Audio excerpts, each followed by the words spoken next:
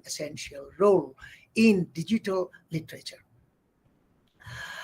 Classical and electronic literature. This is interestingly, Hales makes the distinction between classical, mainly recognizable through blocks of texts, lexia, and a limited palette of visual and oral effects, heavily relying on hypertext links, and contemporary postmodern, which make more use of new technological possibilities, works of electronic literature.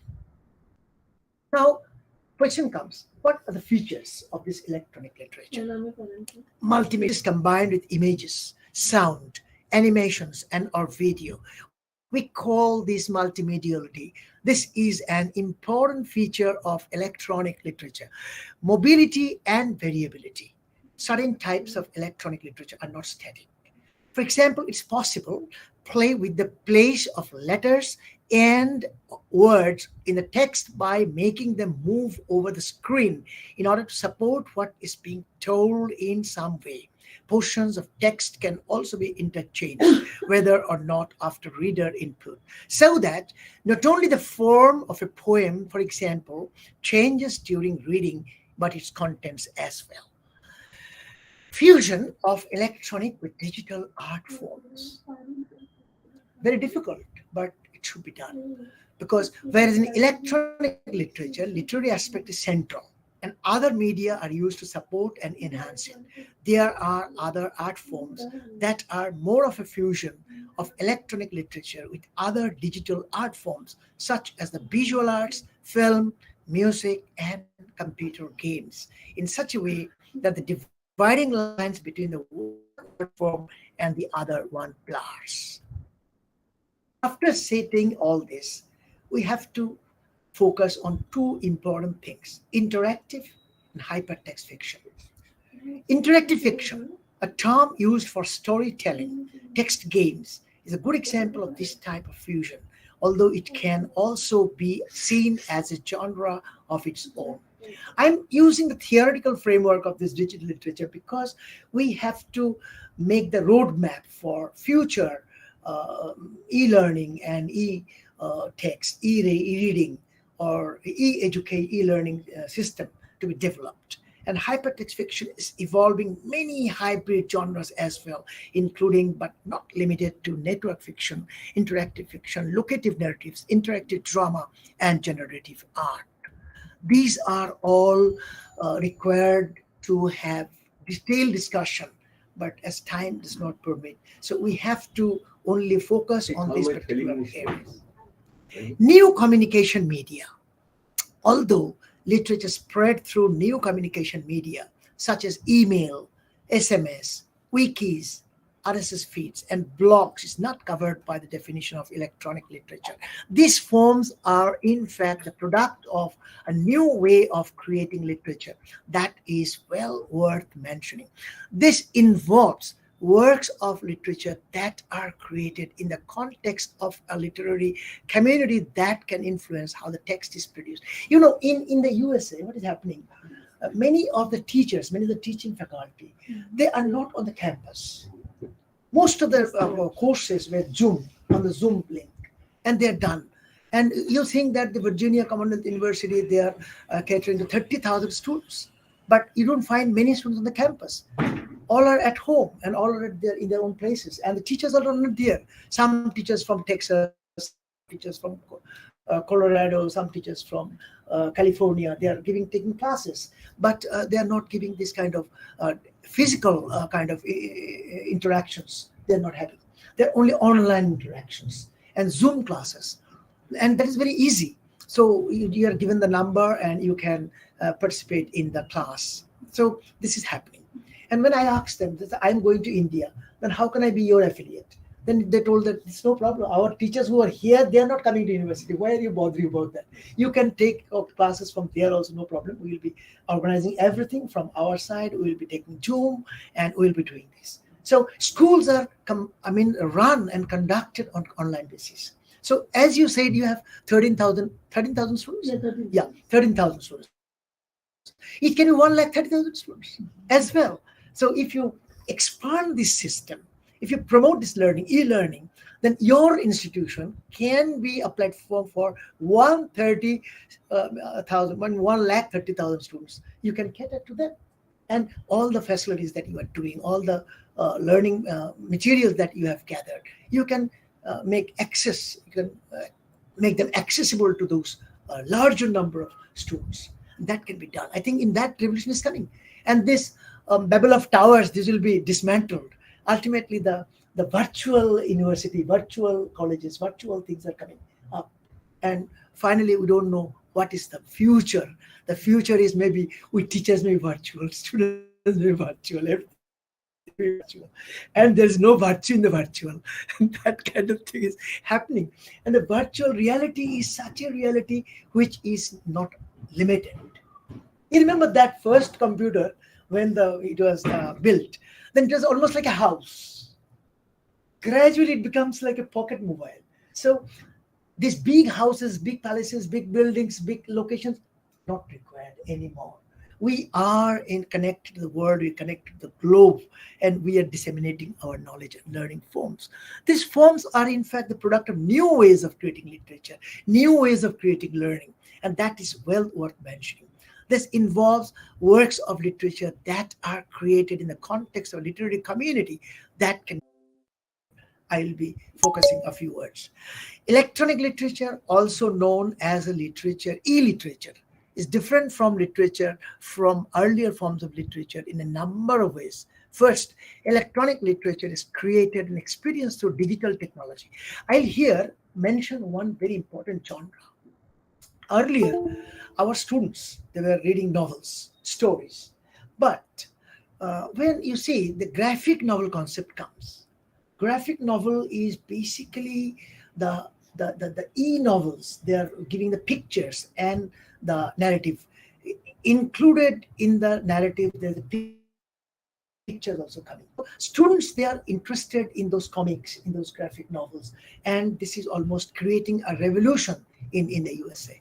I don't think whether Shakespeare's Macbeth or King Lear or any other novels or Tolstoy's War and Peace, can they be treated as graphic novels, showing the pictures on the war and everything. So I don't think that this is so easily possible, but one day it is coming. Students, even the little children, they will be understanding war and peace. They will understand Anna Karenina. It's very difficult for them to understand, but if you present them to the graphic novel, they can understand. And e-novels, e-graphic novels. So electronic literature of the earlier and the electronic literature of the present is totally different because of the interactive fictions, because of the e-books and the virtual reality. Another key difference is the way electronic literature allows for greater interactivity and participation from readers. Many electronic literature pieces are designed to be explored and navigated by the reader, rather than simply read linearly. This allows for a more immersive and personalized reading experiences. Because we usually, what we do, we read a text from top to the below. But if you think of reading from the bottom to the top, you can't do it. So in the graphic novels, in the e kind of learning, this is possible. You can, I think I can compare the Newtonian principles compared and contrasted with the Einsteinian theory of mass into the velocity of light, where the relative theory is almost dismantling the mass. So the static kind of thing, the hill wants to be the cloud, as in Rabindranath Tagore's Balaka. He was telling the Parbot Chahilo hote Bushake Niruddesh Meg. Means the hill wanted to fly like that clouds. So when Einstein was meeting Rabindranath Tagore, he wrote this poem. And he was giving the motion to the static things, to the mass. So I think here also we are giving the wings to the body of learning. And if you provide some wings of e-learning to the learning system, to the body system, I think that can fly, soar high in the sky. And the basic concept of the confinement, the four walls that will be broken. And ultimately, if we fly faster than light, the mass will be gone. So this physical boundaries of literature will be broken by the virtual expanse of the electronic literature. This can enhance the overall sensory experience and add new dimensions to the story and message being conveyed. A wider audience is easily reached and more than what traditional literature can do, because we are going beyond language and beyond text.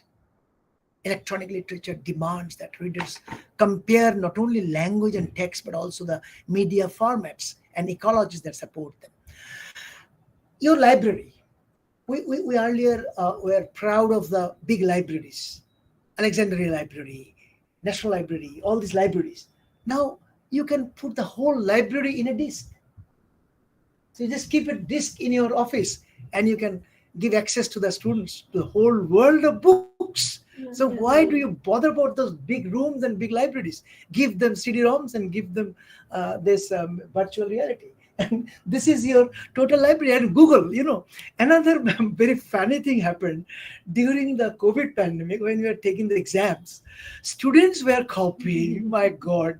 So the total examination system is evaporated. And ultimately, you can't check it. And you see, when they are checking the copies, you see that whole Google material is on your copies. And plagiarism checker is not always available for the examiners. And it's not possible to check them. And the students are passing, they're getting 80% marks, 90% marks. Almost there's a proliferation of marks and learning is diluted. So curse is also there, blessings there, curse is there. And you can use the use science as a blessing or a curse. In our school days, we always write the essays like that. You can use that weapon for cutting the human beings, and also for revolution, you can use that. So this is also the same thing. We have to use electronic literature and the digital literature for the welfare of mankind, for promotion of learning. That we can do.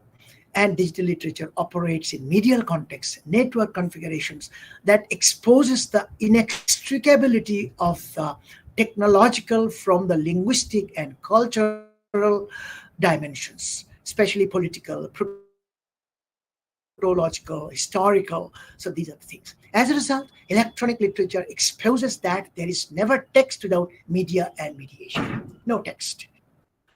Interactive experience for the readers. What makes electronic literature different from other types of literature is that it is able to incorporate digital elements such as photos, music, along with the text, which creates an interactive experience for the reader.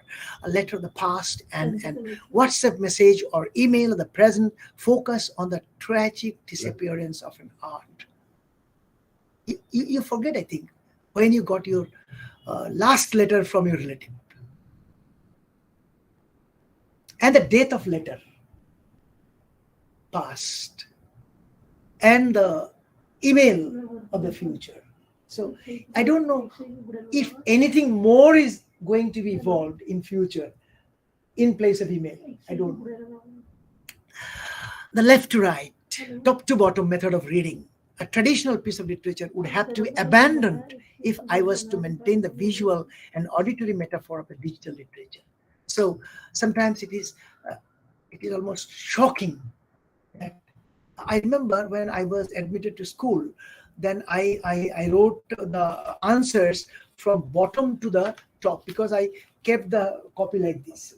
And the teachers told that you are all correct, but the writing is totally opposite because you started from the backside and you wrote from the top to the bottom. So bottom to the top. So that is not possible. But now that teacher will tell that it can be done. It can be done because we are now in the electronic age. So the traditional reading of top to bottom or that kind of reading is abandoned. And in a traditional written text, connotation of a word is very difficult to change. It opens the chances of forgery also. Because if you change the text in between, if you write it, then if you change it, you will be caught. In the electronic media, you won't be caught. You just delete it, put it there, another word. it is totally modified. So if there is no history of that, then you won't be caught. So this kind of things happening. Connotation of word is changed because it is wedded to the words that come before it on the page. But in a piece of digital literature, those words can be removed and in fact divorced from the words that follow, creating the opportunity for new connotations connected to the word in question. So I already referred to the relativity of connotation. Newtonian first law talks of immobility of a mass. Digital literature is Einsteinian, because energy equal to mass into the velocity of light and destruction, dismantling of the body of literature. Digital literature and comparative literature. Digital literature is comparative literature. It's born digital. It operates across multiple machine and human languages. So, and requires a translation of these languages before it even reaches the human reader.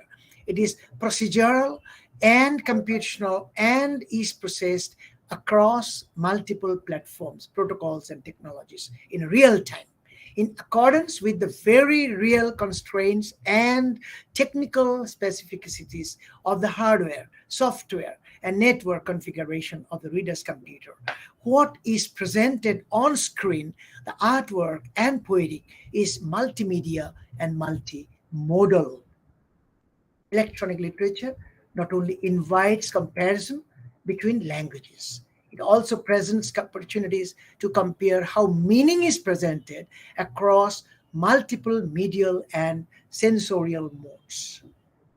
Combining text, image, sound, movement, interactivity, and design, such works challenge traditional disciplinary boundaries. This is the difference, I think, happening because of the digital literature, the past and the present. Because now we are using flash animation in a film literature, hybrid, something else entirely. I don't know, as well as genre categories, narrative, poetry, performance. For these reasons and more, electronic literature requires its reader to find, read, and think comparatively. Now, we are coming to that famous quotation by Alvin Toffler in his Future Shock. He was writing, to survive, to avert what we have termed future shock, the individual must become infinitely more adaptable and capable than ever before. We must search for our totally new ways to anchor ourselves. For all the old roots, religion, nation, community, family, or profession, are now shaking under the hurricane impact of the accelerative thrust. It's no longer resources that limit decisions. It is the decision that makes the resources. So on this note, I think we can think of the digital literature of the future, and grounded on the present, we can now look back in anger to the digital literature of the past, and we can look forward with a smile on this World Smile Day on 6th October towards the digital literature of the future. Thank you, Professor Joshi-ji. Thank you, Dr. Shupant Bhattacharya here, and all other audience, and my president, Dr. Rajesh sir. She is there of the panel, and I think I could not present the total thing in a very expected way that I was to present, but I tried to focus on some of the important areas where I was talking about this digital literature, because I came from this university, VCU, Virginia Commonwealth University. There also I met the academic luminaries who are talking about this kind of digital literature again and again. I met Dr. Christina Stanchu of the Dean, the Dean Humanities Center of Virginia Commonwealth University. She was talking about this proliferation of this digital literature in the promotion of global education services. She was telling that our university cannot cater to more than 30,000 students, but we are connected to the whole world through this digital kind of thing, because we prefer the digital technology more than the classroom lectures. Classes are beautiful there. I was there, and they here I was teaching in Damdam Motajil College for nearly 40 years. So there I was not given a big room for my own as office room. It is the head room, it's okay, but there are many people are coming, I cannot do anything. But when I went to Virginia University, they gave me one room for myself only for study and research. And all the teachers, those who are teaching there, they're given one room like this, and there is a computer and all the books, all the references, access to everything. New York Times, Washington Post, all free. Because if I here I do that, two papers, 2 days you can read, after 2 articles you can read, after that it is limited. But there is no limitation. When I log in from the VCU code, then it is open. All newspapers are open for me. Washington Post, Guardian, Tribune, everything is open. So what is happening? One teacher is getting access to all this thing. You don't give access to the teachers to these electronic technologies. You say that you teach better in the classroom. How can you teach better in the classroom? He's not getting the chances, the opportunities. And I talked to this lady, and this is very wonderful woman she is. And Christina, she is introducing me to this another lady, that is Robert Payton. I was Peyton Rowe. She was the director of Robertson School. I'm a bit personal here because I want to show that how they help the scholars. I told her that I am a writer of newspaper articles in columns. I write regularly. Then she told, why don't you give lectures for our journalist groups? Within overnight, what she did, she had collected some of the journalist groups of Virginia and other places, and even from other parts of Virginia, not only Richmond, other parts also. And all of them suddenly came and they met in a Zoom and told me that you can give a lecture for them. So this is not possible in our country. We are talking high of this digital literature, but we are not providing access to our teachers who can garner the students, that the quest for learning and everything. It is only hypothetical, abstract. And infrastructure, we always say, but actually what is happening, sir, infrastructure is easily providable. You can provide it, but we have not the willingness. We think, why should a teacher get a computer? If you provide one computer to a teacher, one laptop to a teacher, how much does it cost? Hardly 30,000. But this 30,000 will make him responsible for this virtual literature. So it's a gift for him. You can give him 1 month's salary, 30,000, but you're not giving him a computer. Why do you think that it's a loss for the institution? But he will be thinking that I am getting one laptop. And that he will use. And after giving him, try to take responsibility. That what you are doing with the laptop. So ultimately he will be open and he can use his tools. So this kind of things to be done. Infrastructural facilities should be virtualized. I think that is also another virtual requirement, because virtualizing the amenities for the teachers, for the faculties. Teachers should be given some scope for becoming virtual. Our teachers even don't know how to make PPT. They come to the class and they use the former method, our earlier method of teaching, not using the technology. But if they make the technology, they can use the sound, the music, and everything. Then one text, one poem. Suppose I am reading Daffodil. Suppose I am reading Solitary Reaper. Now this one poem can be presented in a very, very musical way, in multimedia responses, and students will understand that.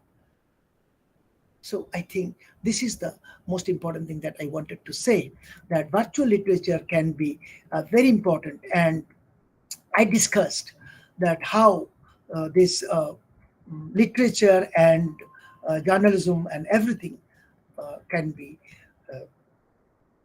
reaching the audience very easily and pleasant. Education is entertainment. Education is not always that you have to carry it on your head. Infotainment. You can imbibe it in your heart. You can nourish it, you can cherish it. As a plant is cherished, plant is nourished. And then the plant will give you blossoms. You are not nourishing the plant, but you are expecting the blooms, but blossoms. It's not possible. So this autumnal winter will be the spring of productivity and creativity. That is our, as you have told one line from Shelley, I will also conclude with that. If winter comes, can spring be far behind?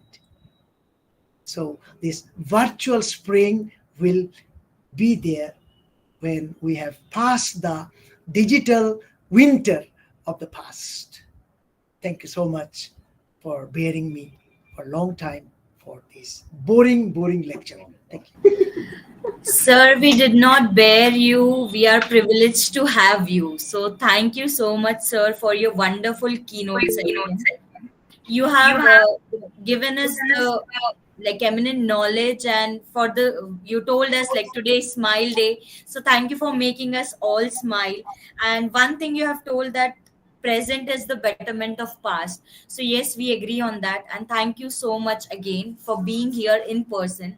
However, the remarks of the keynote will come from the chairperson of the session, so I request Professor R Rajesh sir kindly to sum up the session with his erudite observations.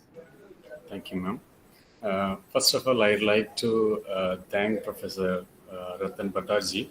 In fact, a great lecture in a short period. Actually, I got much inspired of your speech because Professor started with the history of e-books. Bob Brown, who introduced those things. Then he was talking about how actually we Indians, one lives in past and the other lives in the present. And moreover, the professor was describing the things about we are dreaming and planning for a future.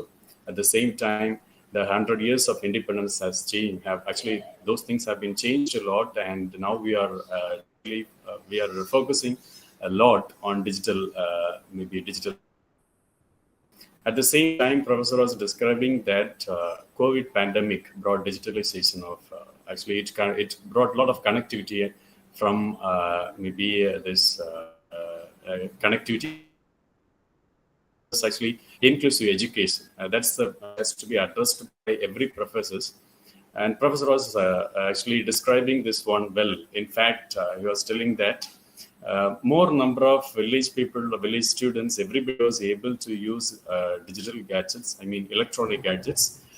And moreover, it connected the people from there. Actually, the digital divide was broken between the divide which was existing between rural and urban. That was broken by the digital, electronic gadgets. That was well described by the professor. And he was talking about his own book, 6 feet distance. That was also a very interesting one. And moreover, professor was telling from his own experience that digital India was coming forefront during pandemic. And moreover, he was talking about the Chandrayaan and other aspects too, because even US people are jealous of India because we are forwarding in digitalization. And moreover, Professor was talking about the usage of QR codes, actually, which is used in almost all the shops. Now, even the Pani Puri seller or to maybe the vegetable vendors, everybody is using QR codes. And now, actually, then Professor was talking about the QR code usage in textbooks. That's actually the one which is actually bringing revolution in education. In government books or in normal books, everywhere you can find the QR codes. Once they scan the QR codes, that takes them to a particular website, so the students can access the embedded poems, audios, videos directly. They can visualize all those things. That's actually a very interesting one. And Professor was talking about the e-learning platforms like Diksha, ePathala, interactive lessons, all those things. Then the professor was talking about skills, and he was talking about the survey which was done by McKinsey. He said that nearly 60 million jobs got increased by 2000. Actually, in 2025, 2025, things would increase more like that. And now everywhere, actually in India, people are using biometric cards, especially the usage of biometric cards, even in maybe ration card too, even identity card. Everywhere, people are using biometric cards. That's also a great usage because of digital electronics. Then the professor was talking about digital and electronic literature. That's actually stepping forward a lot in India. And the professor was focusing on hypertext poetry. That's also relevant to this talk. He was talking about digital poetry, chatbots, computer-generated narratives, and poetry, the evolution of digital literature. And I was talking about love better cover those books and everything. Then digitalization of print literature is not one. He was telling that computing technology matters a lot because through which alone we will be able to convert all the text into the digital forms. And moreover, Professor was talking about digital binaries, the usage of hypertext links, features of electronic literature, the multimediality, fusion of electronic and digital art forms. Then the professor was describing interactive and hypertext fictions, interactive forms, new communication media, email, blogs, wikis, RSS feeds, which are not covered by the definition of electronic literature, but the usage of those things are vital in today's world. And moreover, professor was telling genuinely that we teachers can make resources accessible to the students using electronic media, especially if we convert the lessons into electronic forms, then it would be used by almost all the teachers. Then the professor was talking about the virtual university, virtual classrooms. That's actually in today's world, it is possible. India too. In India, we established virtual university. In O labs, virtual labs, all those things. So those things were also noted by professor. And then professor was distinguishing electronic literature from earlier form of literature. So how literature was varying from the past to the present, and now the present literature is highly interactive. Now we are using interactive ebooks through which the student can understand the subject very easily. They can listen to the poem through especially audio as well as video forms can be understood by the students. So it is bringing wider audience. It's reaching more number of audience comparing to the previous days. So, and again, then professor was talking about beyond language and text. The digital literature operates in medial context and networked configurations. That's also actually at one point we are teaching that can be taken to throughout the world. That is also a very valuable information provided by the professor. Then interactive experience for the readers. That is very important. Actually, virtual reality, each student can feel the particular situation. It is taking the student to the particular context. And then the professor was talking about relativity of connotation. So in the earlier days, we had less number of syntax or morphemes, all those things. But in today's world, using digital literature, we are able to replace the words. We are able to find equivalents for each words. And then the professor was talking about reading and thinking comparatively. While reading, we are able to develop the thinking skills of the students. And because in today's world, we are talking about 21st century skills, we are asked to develop the 21st century skills of the students. So professor was discussing all those things for the welfare of the students. Actually, it will be more useful. Then the professor said that facilities should be virtualized. We have a lot of facilities in our colleges as well as universities. Those things, if those things are virtualized, it may be utilized by more number of students. It will be useful to more number of students. Then the professor was advising, professor has advised all the teachers that if we convert the text into media, especially media forms, then it would be better for effective teaching as well as effective learning. We can teach effectively as well as we can, especially the students too, they can learn effectively. In fact, it was a wonderful session, highly informative. Thank you very much for professor. So now the forum is open. Actually, if any participant wish to clarify any doubts with the professor. Professor is ready to answer. I want to add one more point. Can I Yes, add? yes, yes, please, sir. Yes, sir, please. Actually, the word in my institution, when I was always meeting my students on the very first day, I asked them what is the longest word in English literature. So when they say that this is something like Neomono Ultra Microscopico Silico Volcano Conios is the 45 letters word they tell. I tell them no, this is not the longest word. Longest word is the smiles, because there is the mile in between the two S, the initial and the final. So the longest word in literature, in everywhere, it is the smiles. So I think our face will be filled with smiles when we can say, after Chandrayaan 3, what India thinks today, the world thinks tomorrow in digital literature. That is my last message to the world. Indeed, sir. Thank you so much. Any As question? Rajesh sir said, the forum is open. No question. But still, Digital literature. some perception. Sure. No question is there in keynote address, but still, I am open.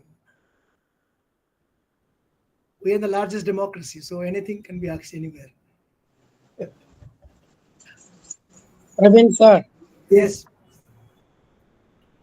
Praveen sir, good afternoon. Good afternoon, sir. Good afternoon.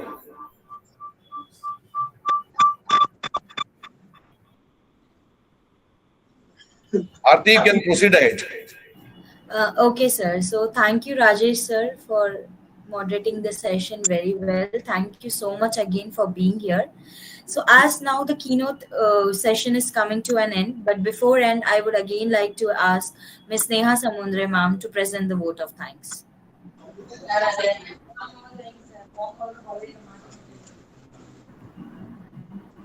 I would like to extend. Thank you, Artima. I'm very Thank much delighted that I have been assigned the job of proposing the formal vote of thanks.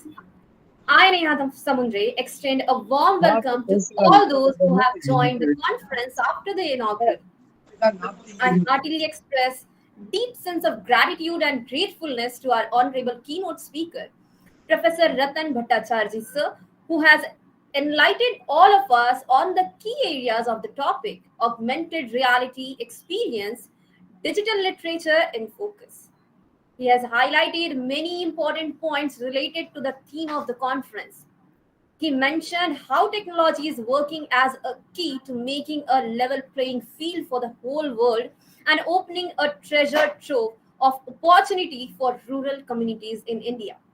As we all know, digitization playing a crucial role in today's era, and our keynote speaker has beautifully explained how digitization can be added with literature and help all of us to make the teaching learning process more interesting and informative. How this digital world helped us to connect with each other during pandemic as the communication media.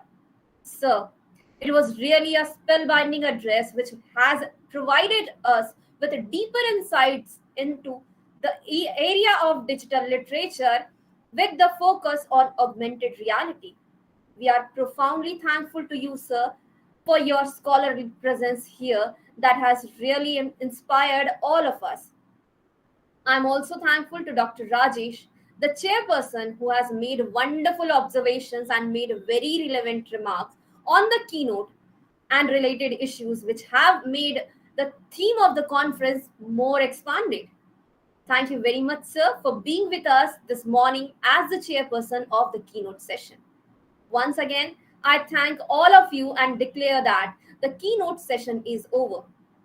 For the first plenary session, I hand over the comparing to Mr. Prashant Selokar and take your leave. Thank you so much. I, Aarti Goswami, take your leave. And yes, on World Smile Day, keep smiling. Thank you so much.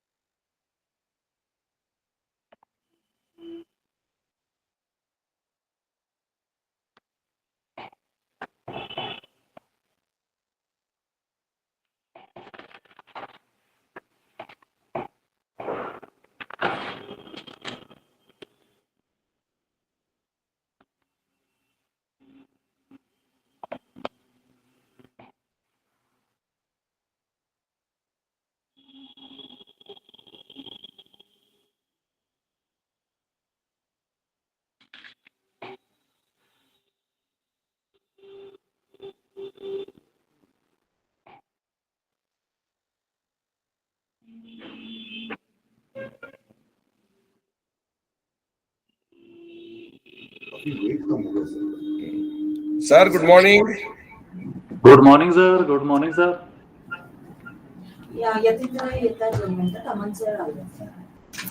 Prashant, you can start.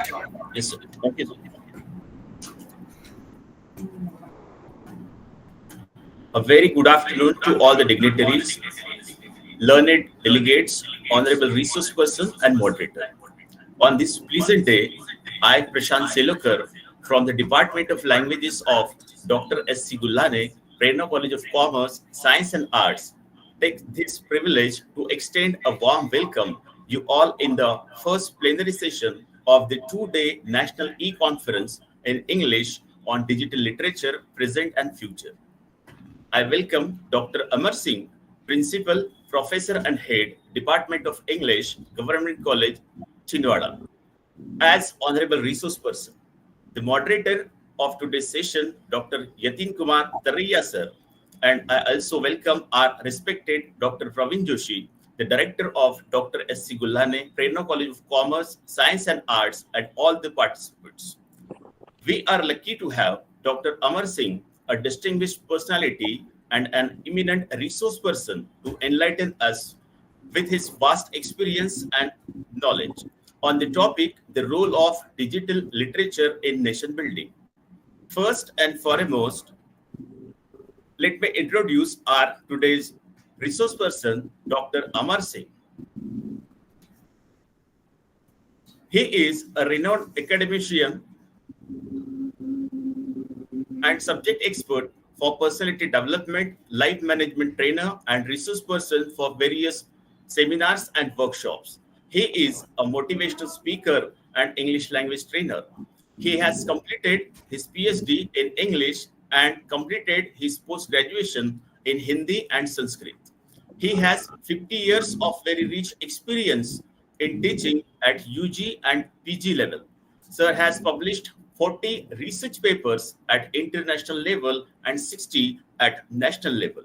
He is a chairman of the Board of Studies of English, Chindwara University, Chindwara, and also member Board of Studies of English of Government, Mahakaushal Autonomous PG College, Jabalpur.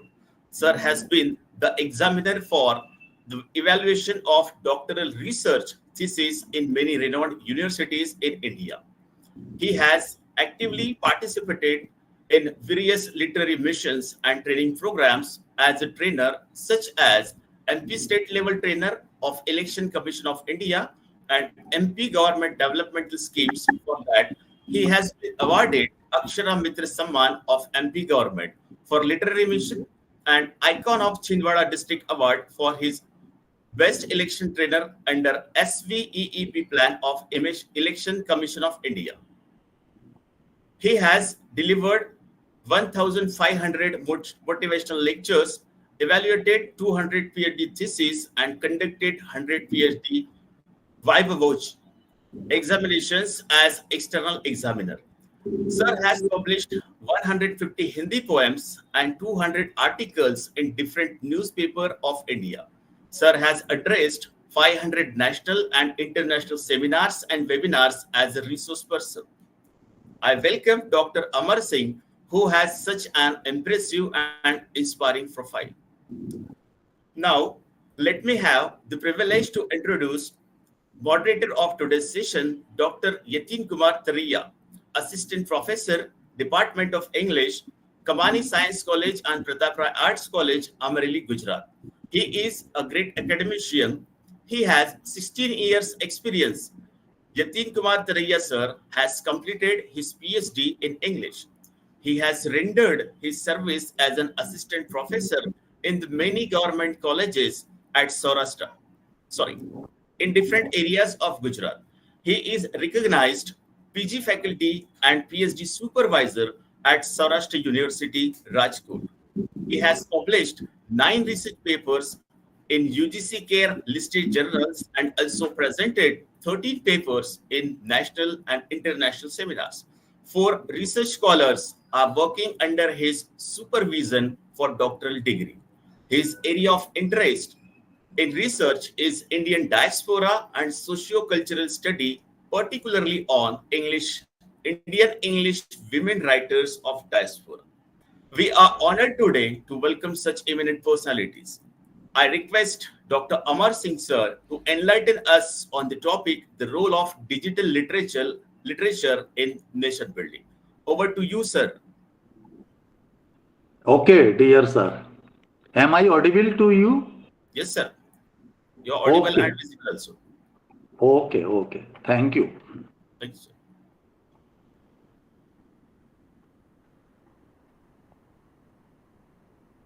My dear participants, listening to various resource persons from all over India, the topic of my discussion, my lecture is the role of digital literature in nation building.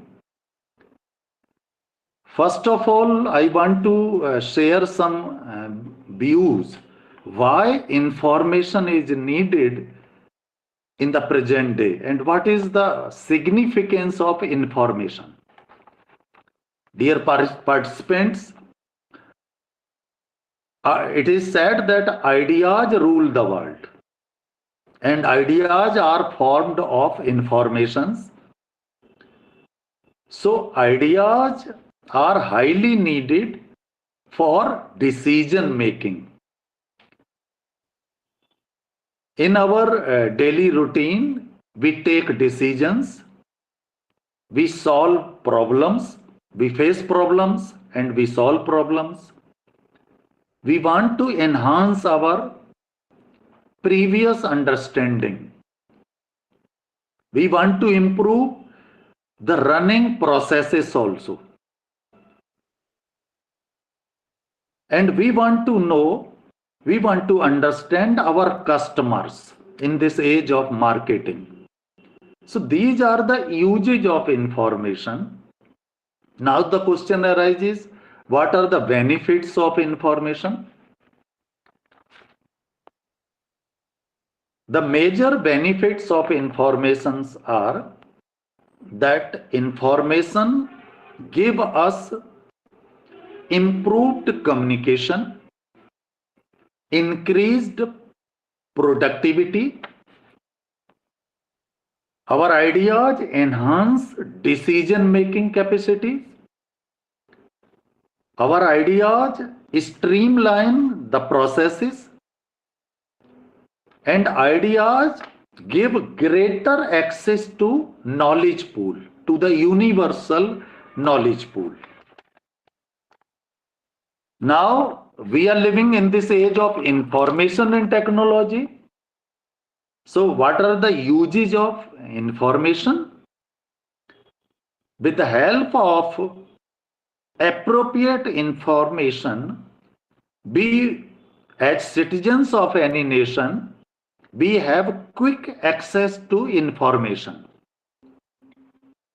We have facilitated learning, modern and scientific learning.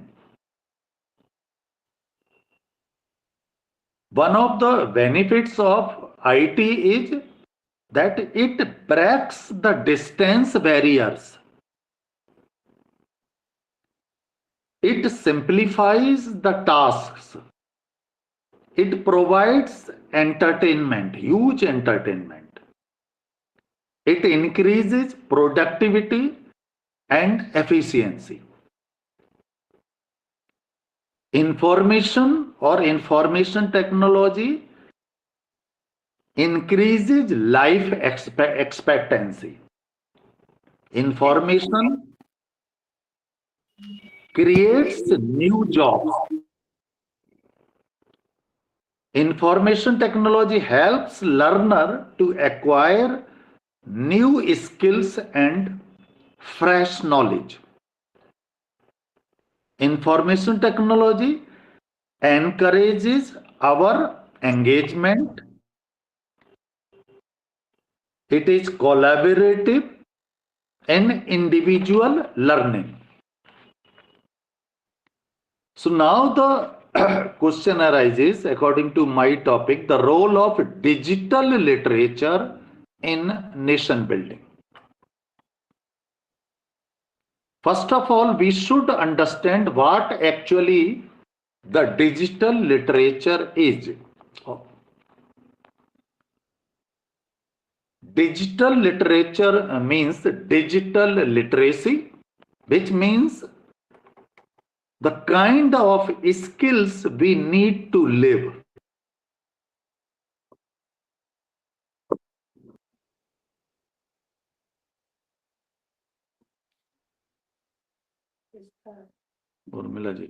The kind of skills we need to live, we need to learn, and we need to work in a society where communication and access to information is increasingly through digital technologies. Like there are various platforms, internet platforms, social media, mobile devices. So communication is a key aspect of digital literacy or digital literature.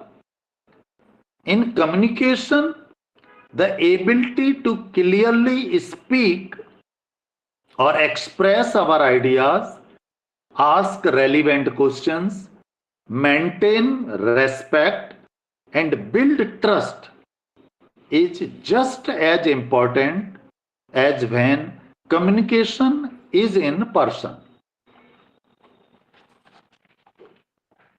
Dear participants, digital literature is electronic literature. It is a mode of writing pertaining to pieces that have been crafted for digital devices such as computers and mobile phones. This literature is created on electronic devices to be digested electronically. Nation building is a significant undertaking that we citizens employ to develop political, economic, security related, and social institutions related. The progress of a nation greatly depends on its people. Every citizen is obligated to maintain harmonious coexistence and take the nation forward. Digital literature tasks the reader with a more active role than its traditional counterpart. There are many types of digital literature, such as hypertext fiction, interactive fiction, Twitter tour, generators, digital and poetry, etc. So nation building means the building of a nation is nowadays linked with technological disruption, and digital literature is a technology fundamental to wealth creation, improvement of quality of life, and real economic growth and transformation in any society. Nation building can take place in many forms, including in the field of education, politics, policy making, or major infrastructure develop to trigger economic growth. So there are many benefits of digital literature. This literature connects us with the whole society, with the global society. So social connectivity is a wonderful boon of digital literature. Digital literature is a technology to communicate through words, video, audio, and exchange other media. Websites, apps, and software have all been created to help users to socialize, social media, messaging, texting, laptops, tablets, and mobile phones means that nobody need feel isolated in this digital world. There is another benefit of digital literature, that is communication. It increases our communicative speeds. Internal speeds have increased. Internet speeds have increased exponentially since the early days of dial-up. Now the transfer of large amounts of information across the web has been possible almost instantaneously, making it possible to stream video and audio in real time. It can send data files and access data from virtually anywhere in the world. The nature of work has been transformed by digital technology.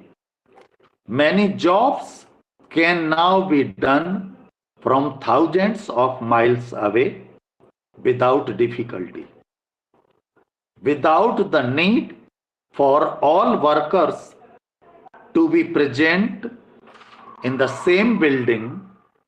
Many other flexible working practices are now possible. There is another benefit of digital learning. There are vast learning opportunities. Anybody has access to a huge proportion of the world's knowledge over the web. Digital literature can also be easier to use for people with disabilities and often give them equal access. Automation is another benefit of digital technology.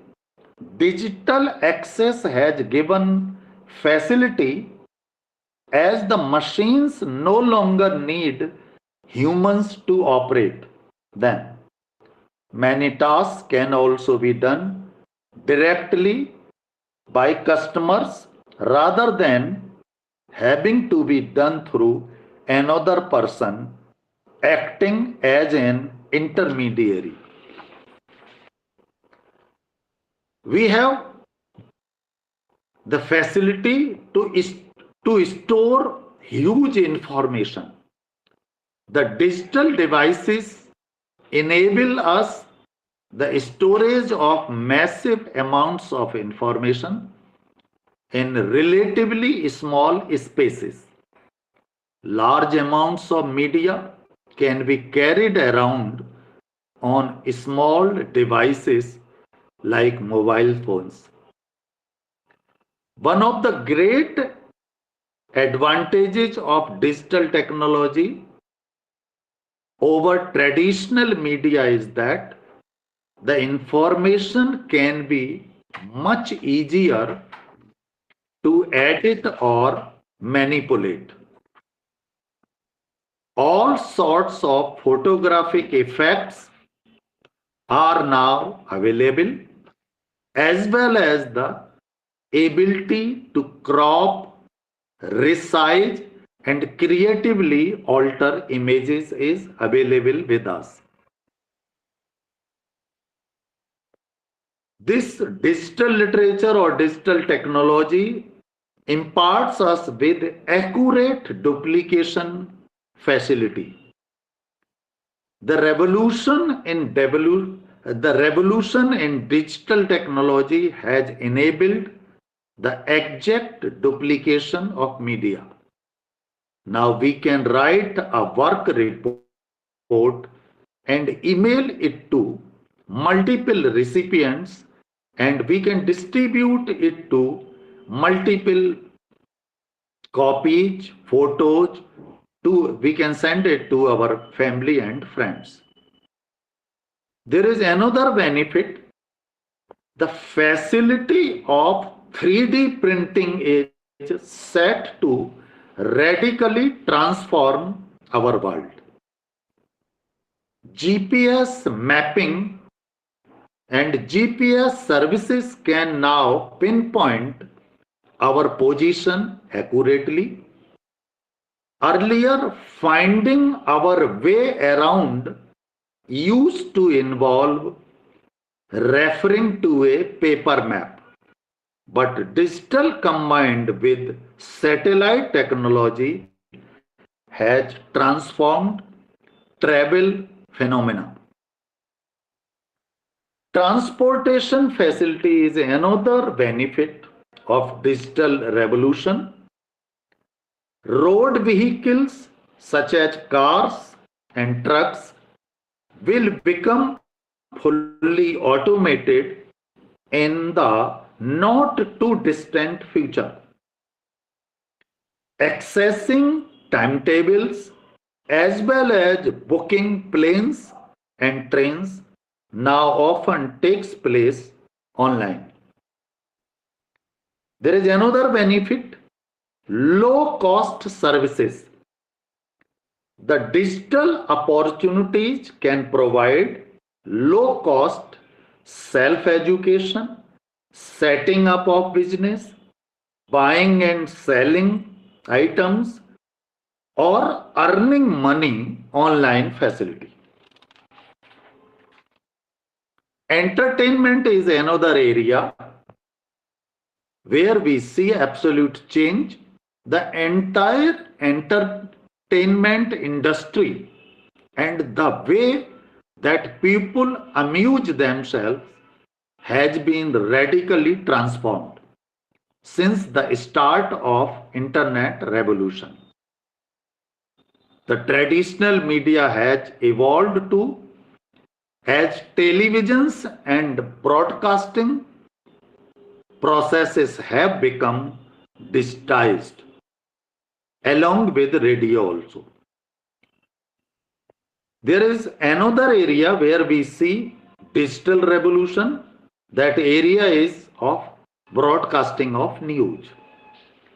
Increasing numbers of people get their news online either via a website or social media. People have more options for news sources than ever, and most of it is available 24 hours per day.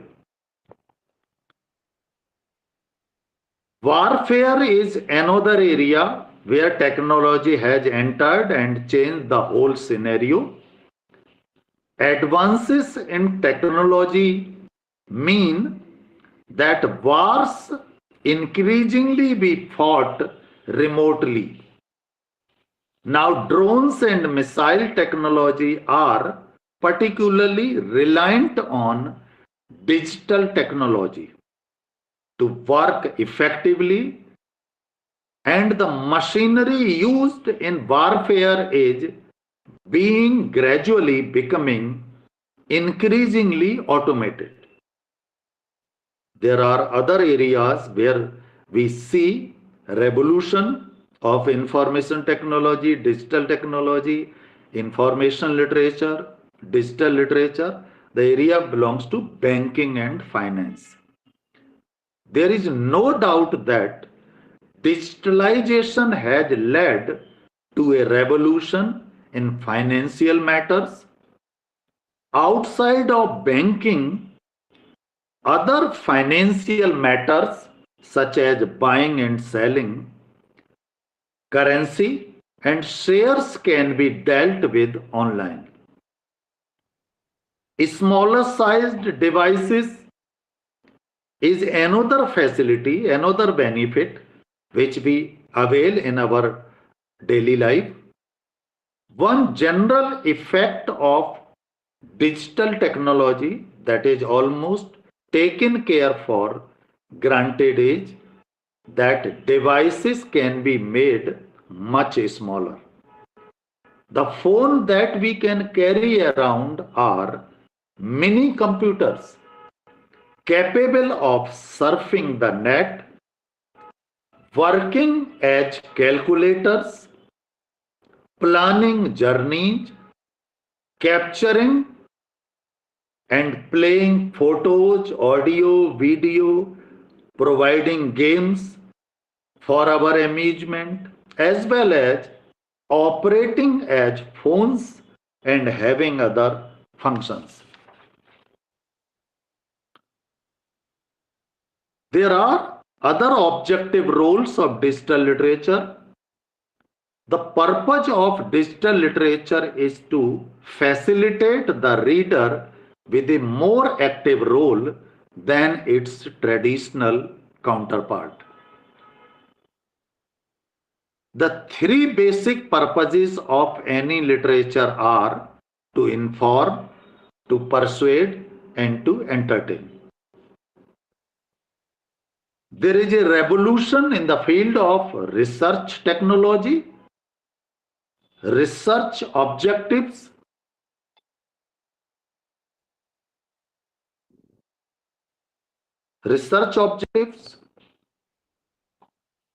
need for digital technology in education.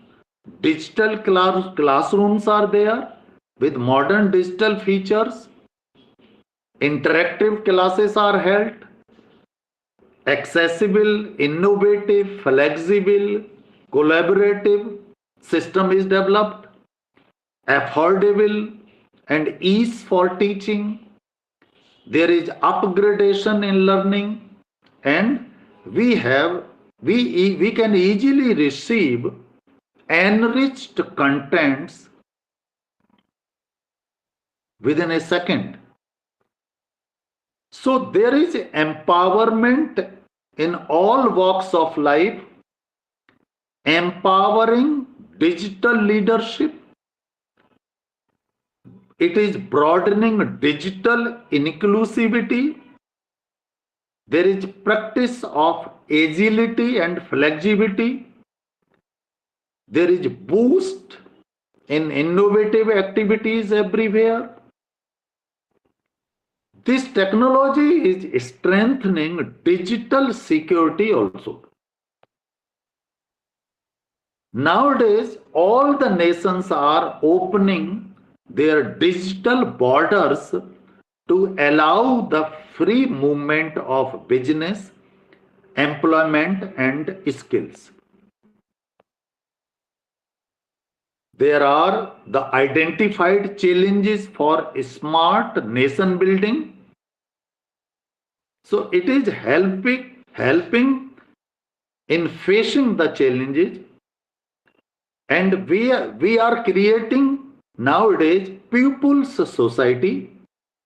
There is adequate use of technology and innovation. Digital infrastructure is there. Even in the field of politics, decision-making politics, the role of digital technology is significant one. This technology, this literature, digital literature is helping in governance, economics, business, and it is helping in our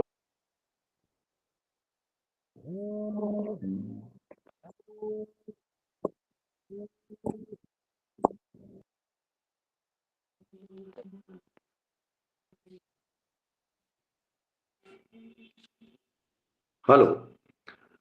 The solutions to these nation building challenges are such as improving education, technology driven innovations, investments for building a smart nation infrastructure, top political leadership involvement, national vision and action plan is being prepared, national regulatory system is being developed.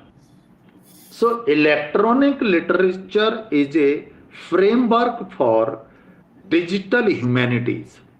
We are moving towards the digital universe, digital global universe, and digital humanities. Improving the digital literacy of citizens is crucial for overall development of any nation. So, dear friends, digitalization will assist in the realization of interactive policy channels, self-service transactions, integrated data management, and reliable information encryption in order to improve government services. Digitalization is increasing manufacturing efficiency, productivity, enabling Indian manufacturers to compete more effectively and efficiently in global markets. Digitalization is reducing unemployment, improving quality of life, and boosting citizens' access to public services. There are many pillars of digital India, which include broadband highways, universal access to mobile connectivity, public internet access, e-governance, e-kranti, information for all, electronics, manufacturing. It is for job and early harvest program. So in all of these fields, there is a revolution and which is helping in nation building. Digital literacy improves academic performance. Skills like complex problem solving, critical thinking, and creativity are rapidly moving up the list in importance of employers. Using digital literacy in the classroom can even teach students effective strategies for finding credible information. Teachers can help students identify when websites contain biased or misinformed material so they can avoid that information and find reliable content from relevant sources. Digital literacy helps children to be more responsible online. It helps them make better decisions. Digital India is creating a speedy learning facility which makes learning more engaging and more interactive for students. Through digital platforms, students have access to a wide range of learning resources. Digital literacy has transcended its role in the tech industry and become a global necessity. Digital literacy comprises several key aspects that are essential in today's age. Information literacy, media literacy, technological literacy, communication literacy, cyber security literacy. These are the very much in demand and fulfilling people's needs and saving time. So digital literacy is becoming increasingly important in our interconnected and technology-driven society. It matters in enhancing employability, empowering individuals, promoting critical thinking, fostering digital citizenship, and bridging the digital divide. This technology has access to information and opportunities. There is a vast information pool everywhere, easily accessible. Educational resources are with us. it has created career opportunities. It has given efficient communication skills. We have now global connections and we work in a collaborative working manner. So, dear friends, this is what I wanted to say, that the digital literature has improved our personal and professional development. Digital creativity has increased the process of continual learning. We use digital technology as digital safety and for our well-being. There is an abundance of online resources which are unparalleled and easily accessible. There are diverse formats in which we can work, which we can use. Global knowledge sharing has become very easy.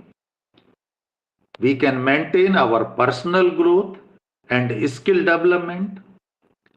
We can have online learning platforms, job markets, competitiveness, and we are bridging the digital divide and promoting inclusivity. In this age of digital literature, there is equal access to information which can empower the marginalized sections of society, the marginalized communities. Everywhere there is civic engagement and there is development of democratic participation. There is a complete breakdown of geographical barriers. So this is the modern day scenario in this age of digital literature. There is boom, there is revolution, there is absolute change in our society. Earlier, what development we used to see within a year, we can see it within a month also. So all the gaps have been filled.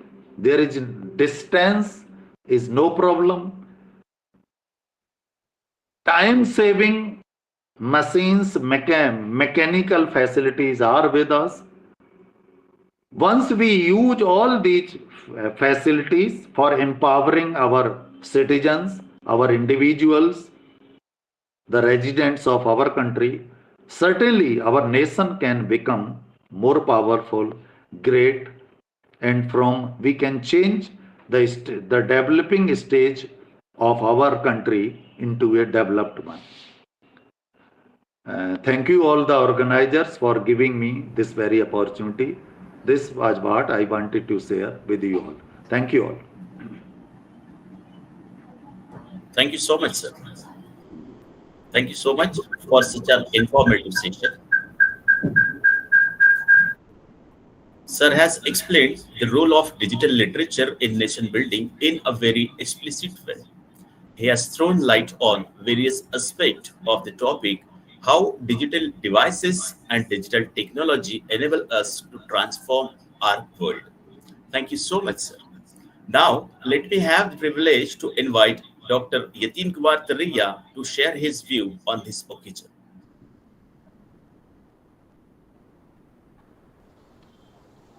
Over to you, sir. Yeah, am I audible, sir? Yes, sir. Okay. Good afternoon, everyone.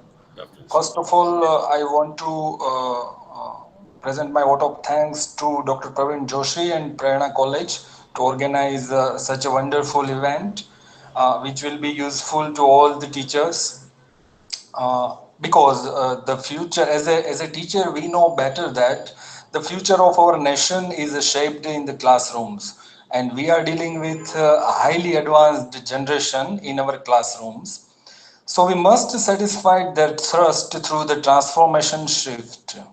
right? And it is only possible through pedagogical implications and using each and every possible tools for making the teaching learning process productive and innovative, and the digital platform is one of them.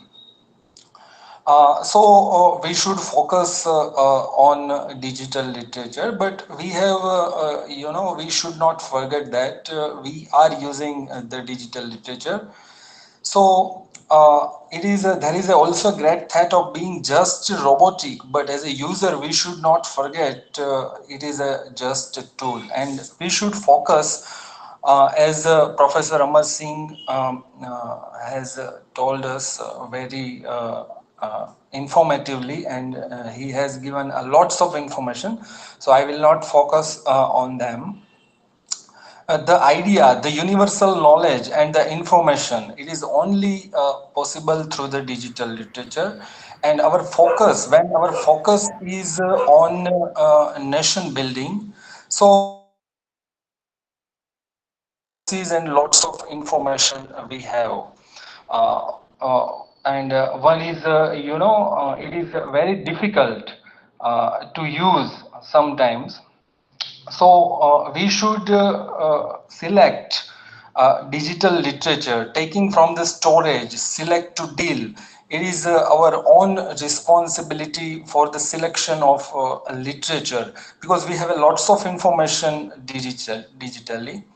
So modification of time to time, because we are going through the ages, digital age, digital India, right? We are saying that, and all the online platform.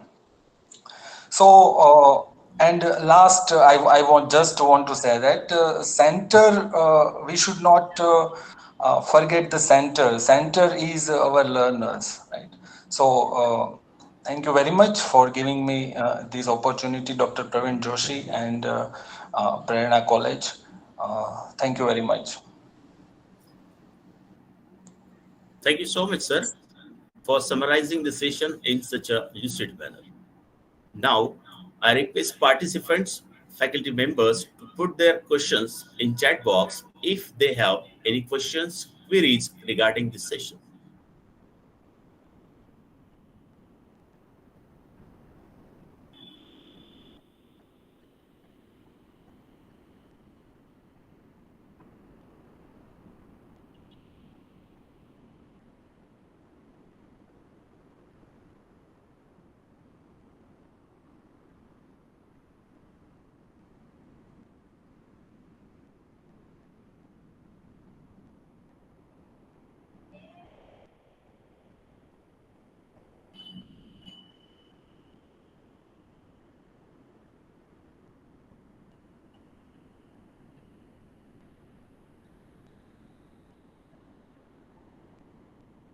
So there are no queries from the faculty members or the participants.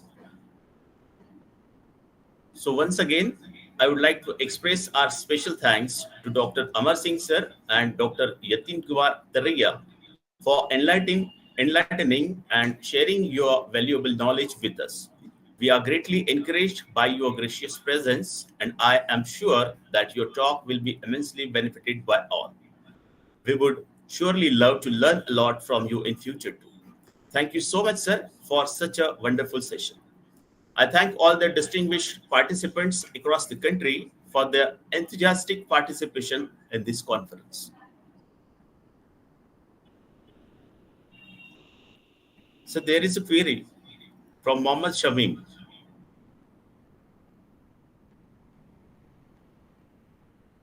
Dr. Amar Singh, sir, please. Or Yatin Taraya, sir, please. There is a question, sir, how digital literature can play a vital role to fill gender gap. Yeah, I don't think there is a gender gap in using the digital literature, because it is beyond all the barriers, So I don't think there is a use, or it's like that. Okay, sir. Thank you very much, sir, for being with us. Now, to propose vote of thanks of this session, I would like to call Ms. Shivani Misawat, ma'am. Over to you, ma'am. Thank you so much, Prashant sir. Good afternoon, everyone. It's my privilege to have been asked to propose vote of thanks for the first plenary session on the role of digital literature in nation building. I, Shivani Misawat, on behalf of Dr. S.C. Gulhane, Prerna College of Commerce, Science and Arts, present here to propose vote of thanks. First and foremost, I am thankful to the Honorable Resource Person, Dr. Amar Singh, Principal, Professor, and Head Department of English. I sincerely thank you, sir, for a session that was both enlightening and incredibly instructive. Thank you so much, Amar Singh, sir. I extend my sincere thanks to Honorable Moderator Dr. Yatin Kumar Taraiya for chairing the today's session. From his busy schedule, he has spared time to grace this session and for motivating us. Thank you so much, sir. Now, I would like to call Ms. Pooja Vevhare to host today's second plenary session. Thank you so much, everyone. Have a nice day.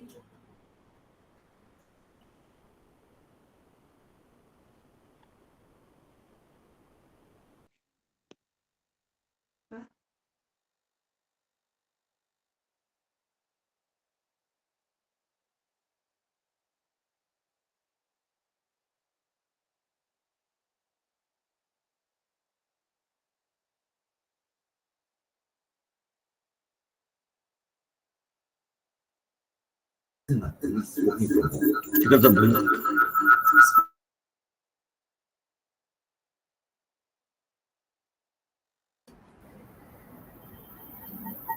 so much, Gulhane.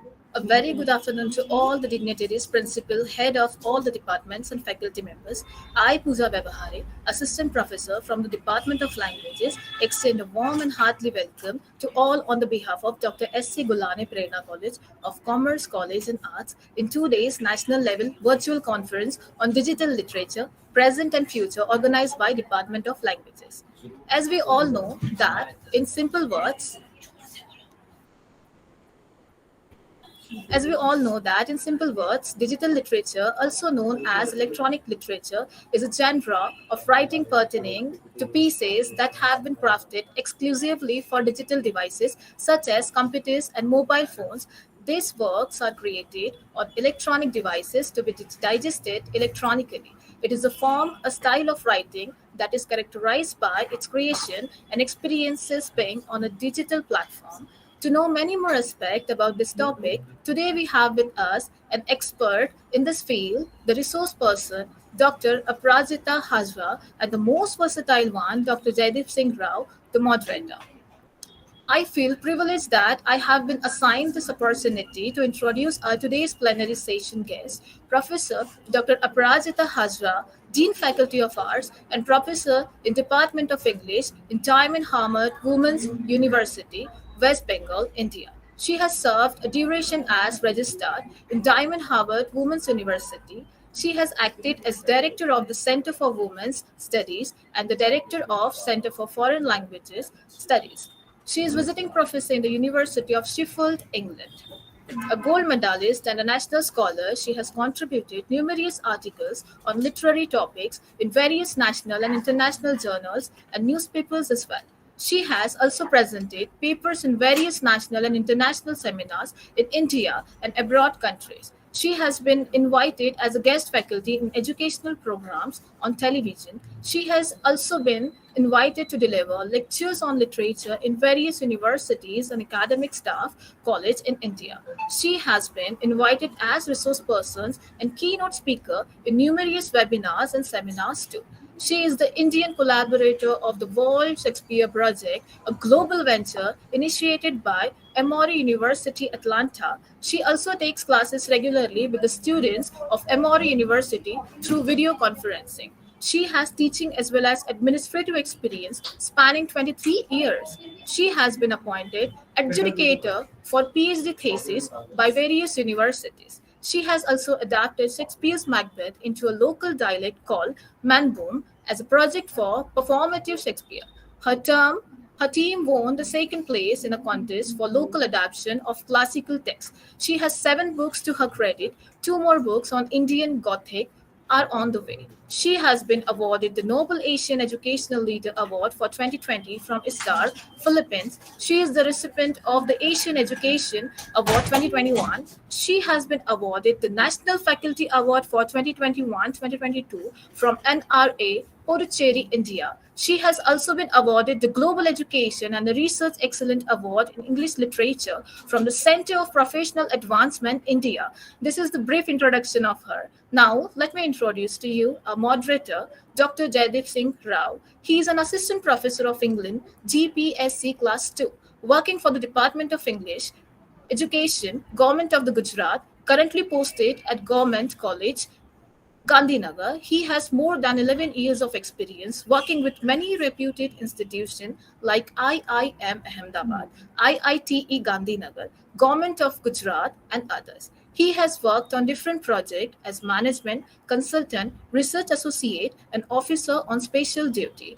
At college level, he has contributed as NAC coordinator to Cycle. He is IQAC coordinator, HOD of English department, external examiner, paper settler, expert on research aptitude development among students of master level. The topic for today's session is going to be From Text to Hypertext, Exploring Digital Literature. We feel honored to have this opportunity to listen to such a great scholar and eminent teacher. Now I call upon Dr. Aparajita Hazra ma'am to enlighten us with your address. Over to you, ma'am. Thank you very much for the generous words. I hope I'm audible. Am I audible to everybody? Yes, that's right. Okay. So right at the outset, I would like to thank Professor Praveen Joshi for extending this very kind welcome to me. And it's an honor and a pleasure to be here. And I just hope that I live up to your expectations. And the gracious lady who introduced me said that I'm an authority on this line, digital literature. Not at all. I mean, I am also learning, like all of the others over here. I'm also learning about digital literature, learning more than anything else, because this is the need of the hour, the call of the hour. When AI is taking over from all sides, we really need to fight for our survival. And in order to fight for our survival, we need to know what we are up against. So knowing about digital literature and talking about digital literature through a forum like this is really, really a commendable initiative on the part of Prerna Gulhane College. So I really congratulate especially Professor Praveen Joshi and all his team on organizing this wonderful, wonderful seminar today. And we should be talking about things like this because it is, like I said, the need of the hour. So I am going to talk about, I think all of you have already learned about what, the speakers before me must have talked about what digital literature is all about and the definitions and everything. I will also, cover that a little bit because without that, you cannot really have a presentation. But I'll talk more about digital literature from a theoretical point of view. And I'll try to see whether digital literature is something really new or whether we had been talking about digital literature, though we did not really term it as digital or electronic literature, but whether we had been toying about with the concept of digital literature even before it came on to us like a force to reckon with. So we will talk about that by the by. But before that, I have a little presentation, a PowerPoint presentation to make it to make it visually even more acceptable. So may I share that, please, with your permission? Yes, ma'am. Yes.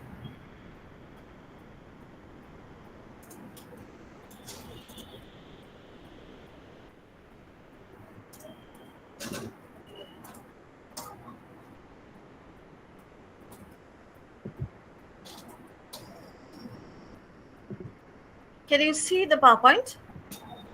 Mm-hmm. Yes, ma'am. Somebody? Yeah. Yes. So now that I have made it full screen, can you see the full screen? Yes, ma'am. All right. So just check whether the screen is changing. Is it changing? So what do you see on the screen right now? Caroline Keene? It's not changing. It's not changing. Yeah, it's not. That's what I wanted to see. Okay, just let me see. I'll have to make it slideshow then. Okay, just check once more. Has it changed? Now the slide is not visible. Yeah. Not visible at all. No. So, anything written over here? No. No. Okay. Just bear with me. Just give me a second. Just one second.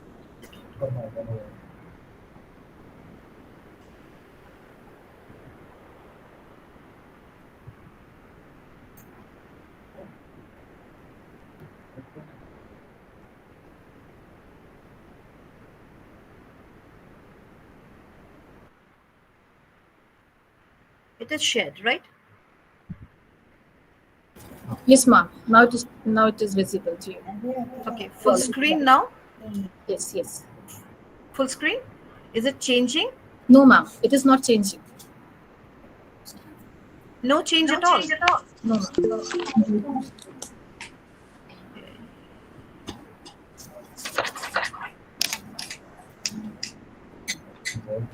Ma'am, start from the beginning.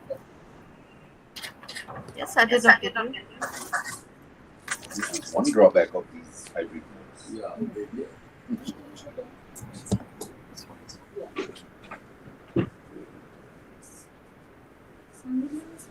So should I?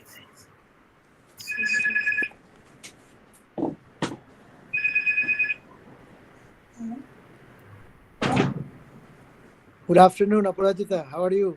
Yes. Oh, I'm absolutely fine, Professor Bhattacharya. I'm just struggling with the digital screen right now. Yeah. I see that. Yeah. I was telling Let's- Dr. Joshi that finally Aparajita was also with us today. It's fine. Yes, Wonderful. I have. Let's.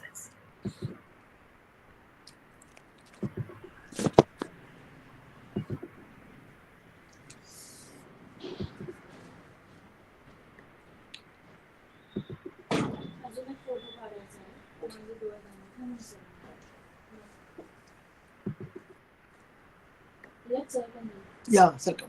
I'll sit there. Then I'll be taking a good photo from that side. The screen must have come up again. Okay. But is it changing? That's the $1,000,000 question. It is still not changing. Oh my God. Make it rupee. Million rupee, then I think you can change.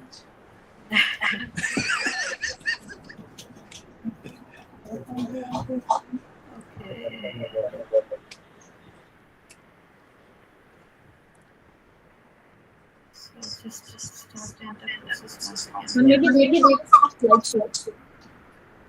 The upper lane. Yes. There is an option of slideshow. And the fan is on. Yes. So can you just walk? Can you just walk me through the process? I go to present screen. It is not Present now. You leave. Yes. And then I have Chrome tab, window, and entire screen. So I don't see the slideshow option. That's the problem. So I take a window and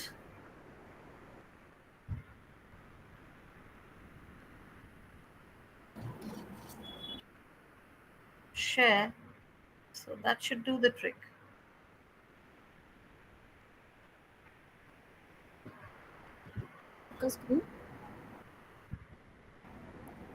Ma'am, your screen is not shared here. Ma'am, there is one option. If you can just share or mail the PPT to us, we can play for you. But I would rather play it myself, because it's very irritating for me to tell somebody to keep on changing the slides. Okay, no issues. So can you see the non-full screen now? Yes, it is visible, madam. Okay, so if I do this, can you see it?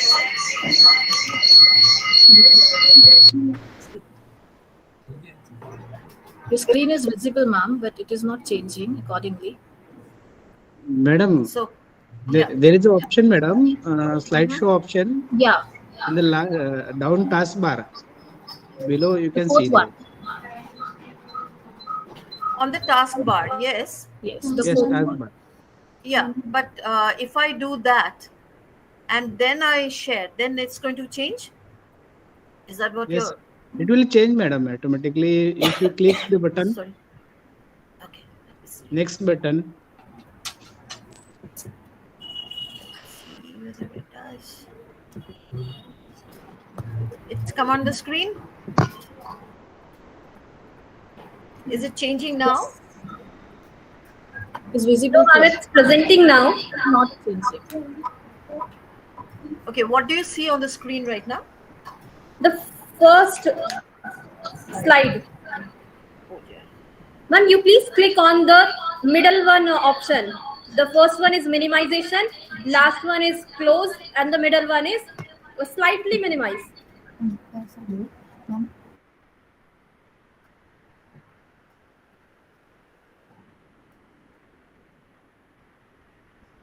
What about now? Is it changing? No, ma'am.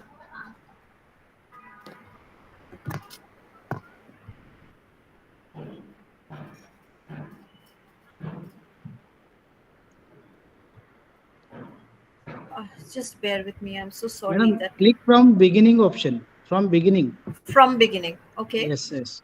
Did that. Now what about it? Is it changing? No, ma'am. No?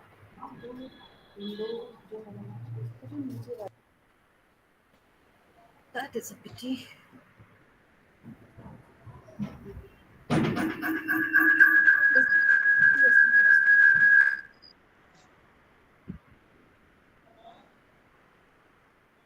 So if I share the entire screen, will it be better? Maybe. Let me check.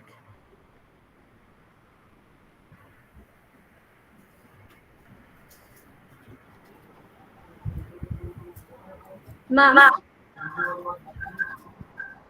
Can you see the screen now? Yes, ma'am. It is presenting now. Yeah. And can you see the screen, the Yes, title yes, screen? madam. It is in the slideshow mode. Okay, is it changing now? Yes. Changing, right? Yes, yes, yes. All right. So that does it. Okay. So much for digitalization. Okay, I guess it's not the thing for old women like me. But okay, let's see how it goes. So today my topic that I'm going to talk about is text, from text to hypertext. Of course, hypertext is the in thing, the word that is doing the buzz these days when we are talking about digital literature. Now, what exactly is hypertext and what exactly is text? Now, before I go on to all that, jargon, let me talk about a little bit of story from my childhood. Now, when I was a little girl, I was a very avid reader of books and detective books. So I used to love reading them. And two of my favorite authors, where one was Caroline Keene and the other was Franklin W. Dixon. Now, Caroline Keene used to write detective stories about a girl called Nancy Drew. So Nancy Drew would be the detective, and she would solve mysteries and do her sleuth activities in those books. And I would be avid reader of those. This was one of the books that you can see Nancy Drew with a characteristic, magnifying glass in her hands. And the other author that I was talking about was Franklin W. Dixon, who wrote the Hardy Boys mysteries. So there, the detectives were Hardy Boys. Now, what happened during my childhood, I saw that there suddenly in the market, there came some books where Caroline Keene and Franklin W. Dixon collaborated with each other, and their collaboration meant that their detectives also collaborated with each other, which means that Nancy Drew was now working hand in gloves with the Hardy Boys. And the result was something like this. Now, this is from one of the books that I had. You can see the highlighted portion towards the right hand bottom corner of your screen. There you can see that there are options given to the reader. What are the options? Like, if you think Frank and Joe should try and find Nancy, turn to page number 23. If you think Frank and Joe should follow the footsteps, turn to page number 28.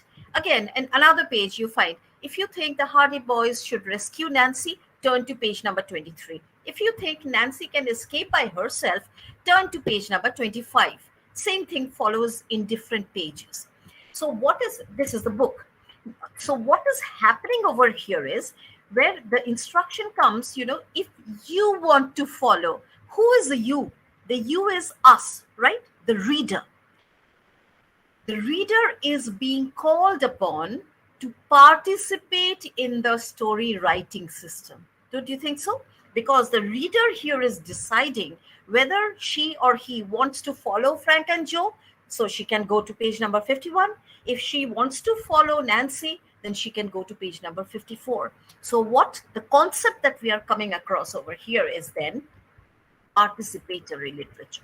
So literature that is asking for the participation of the reader and not just the author who is writing the text, that is known as participatory literature. And that is basically, the cornerstone of what Digilit or digital literature talks about or tries to propound. Now, digital literature is going to simplify that. How is that going to do? Through hypertext. A very simple thing is that when we go through Wikipedia, however much we ask the students not to do it, but still they will be latched onto Wikipedia. On Wikipedia, you find those blue texts where you click and the text follows into another text. And there you find another blue portion where you click on that and that follows into another thing. That is known as hypertext. Or we are all hooked onto Kindle, right? Kindle. We read books on Kindle these days. Now, on Kindle, I should have brought my Kindle to the table so that I could show you.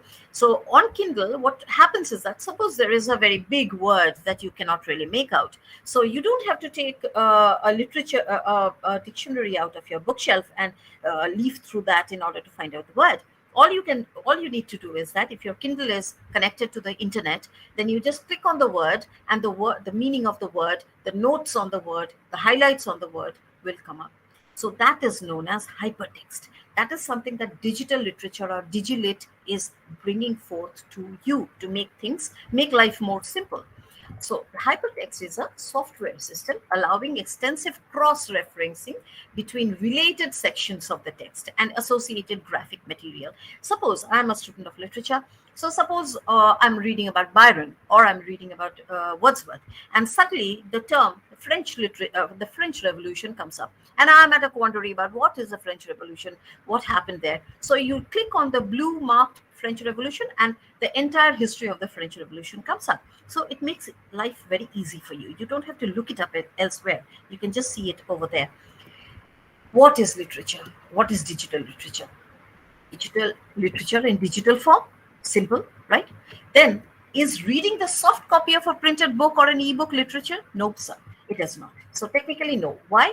Because print literature that has simply been digitized is not considered to be digital literature.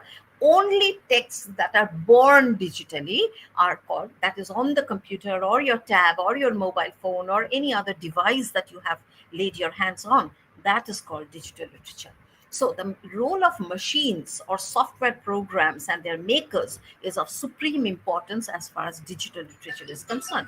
So we are not just talking about literature, which is the child of the author. Like Sidney, while writing his poetry, he was saying, "Oh, great with child to speak and seldom in my voice." So, the author or the poet was supposed to be the mother of the literature. But over here, the author is kind of like being shoved aside from the frame. And all those technical IT guys and the people who are very tech savvy and digi savvy, they are coming into the picture and they are the ones creating literature out of digitalization. Often the genres are named after the back-end code software. So when you are reading a story or a poem, you find the story or the poem named after the software, like StorySpace. StorySpace is a software which is a tool for writing and reading hypertext narratives, which when you go to the screen, you'll have links and you click on the link and you'll go through, you can get a hold of an entire poem or an entire novel. In print, the work would come into existence the moment it was printed and ready for the reader. So what do? When we write a book which is meant for print, we write the book, give it to the printer, and then the printer sends it to an editor to find out whether the book is worthy to be printed. And after that, if it is okay, then the book is printed, and then the book is ready for the reader to read. But in digital literature, the book is not ready to read even when the programmer has already made it. It is not a book unless the reader downloads the software that is applicable and reads it on her or his computer or device or whatever it is that he has on his hands, and then it becomes a book. So digital literature takes a little more incubation time to get born. In digital literature, the text comes into existence only when the reader comes into action by engaging with the text with a particular software. And then maybe a newer meaning comes up, right? So the author, when he was writing, probably he had one kind of idea inside his head.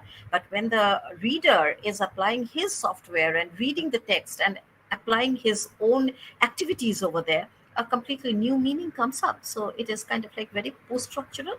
So textons are the way in which the writers play out the text in the site. And when the reader reads it, it is called a scripton.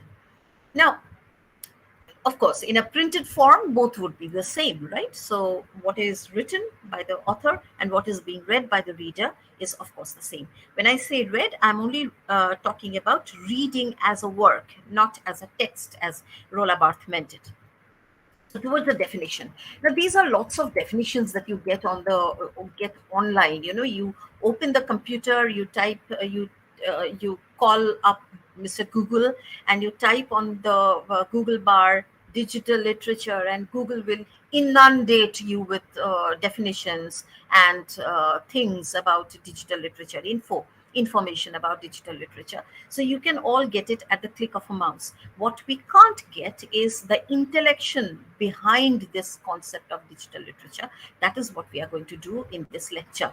So we are going to take we are going to think about some ways of thinking about digital literature. But before that, because talking about digital literature needs a little bit of definitive approach, that's why what is digital literature? When you talk about digital, what is digital? The very primary meaning of digital is, when you talk about fingers, these are your digits. So digital literature is pertaining to fingers, So that is the very, if you take it etymologically from the very Latin root of the word, then using numerical digits, 1, 2, 3, 4, 5, 6, these are also digits. So that can also be the meaning of digital. Again, in reference to recording and broadcasting, that is also digital. So in a way, all those definitions could be applied, all those meanings could be applied to what actually digital literature means. Now, Catherine Hales and, ELO, these are the things which come across with digital literature. So you can get these at the click of a mouse if you take a look at your, like I said, Mr. Google will give you everything. Now, digital literature is then created specially for electronic devices like computers and tabs and mobile phones and everything, and Kindle. So what is the difference from printed literature? The use of hypertext, obviously. Use of specific codes on the part of the author, because I have written seven books, like the lady who introduced me told you.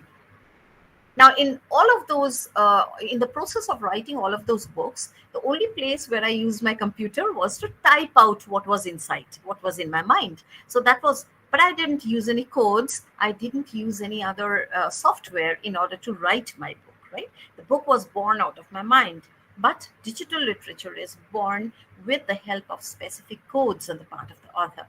Use of specific software codes on the part of the reader as well. That is what we were talking about. Not ready to use like the printed book. So the printed book is you go to the shop or you go to Amazon and you buy a book, and the book arrives at your doorstep and you open the book and you begin to read. It's as simple as that.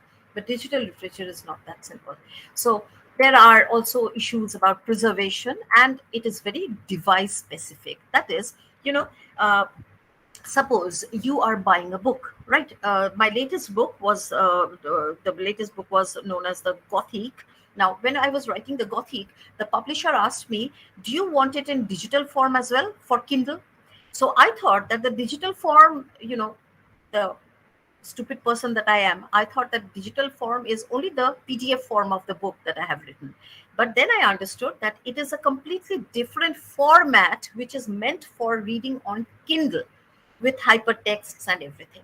So I said, of course, I need it on Kindle also. So device specific, digital literature is very device specific.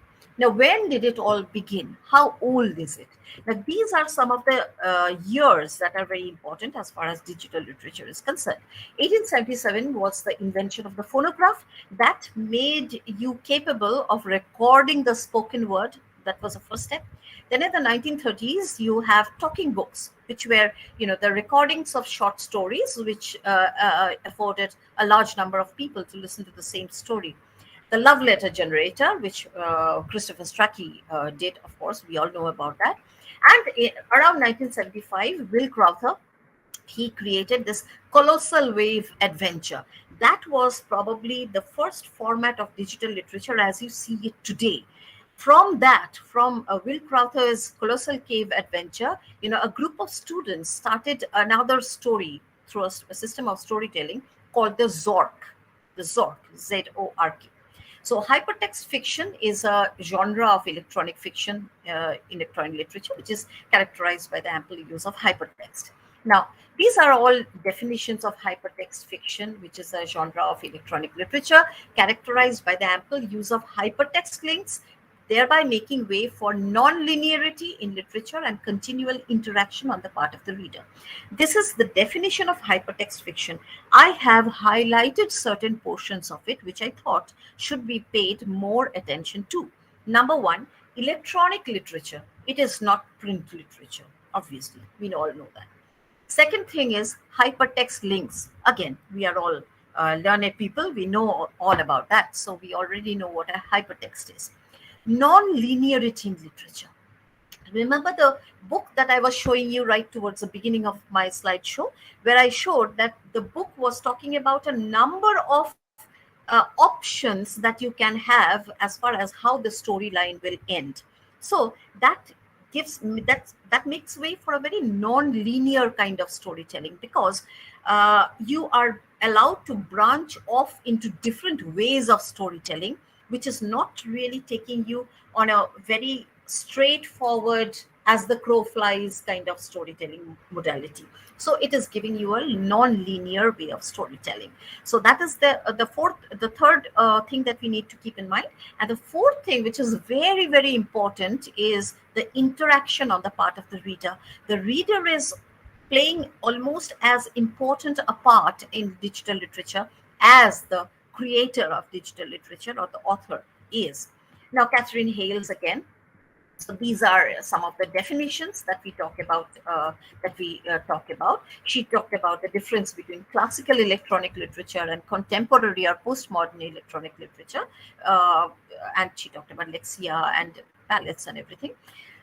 Now, hybrid genres were born out of this digital literature thing. What are these hybrid genres? There are more, but we will only talk about a few because we cannot really go on, it would take the entire day to talk about all kinds of literature. Let's talk about network fiction. What is network fiction? It is also known as hypertext fiction or literary hypertext or hyperfiction. Some examples, these are some examples. Michael Joyce's Twilight, a Symphony, Stuart Moulthrop, he has Victory Garden, Judd Morrissey, The Jew's Daughter. When you buy a book, like this book, when you buy a book, you go to the shop and you say, I want this book, and you are given a book in this form, right?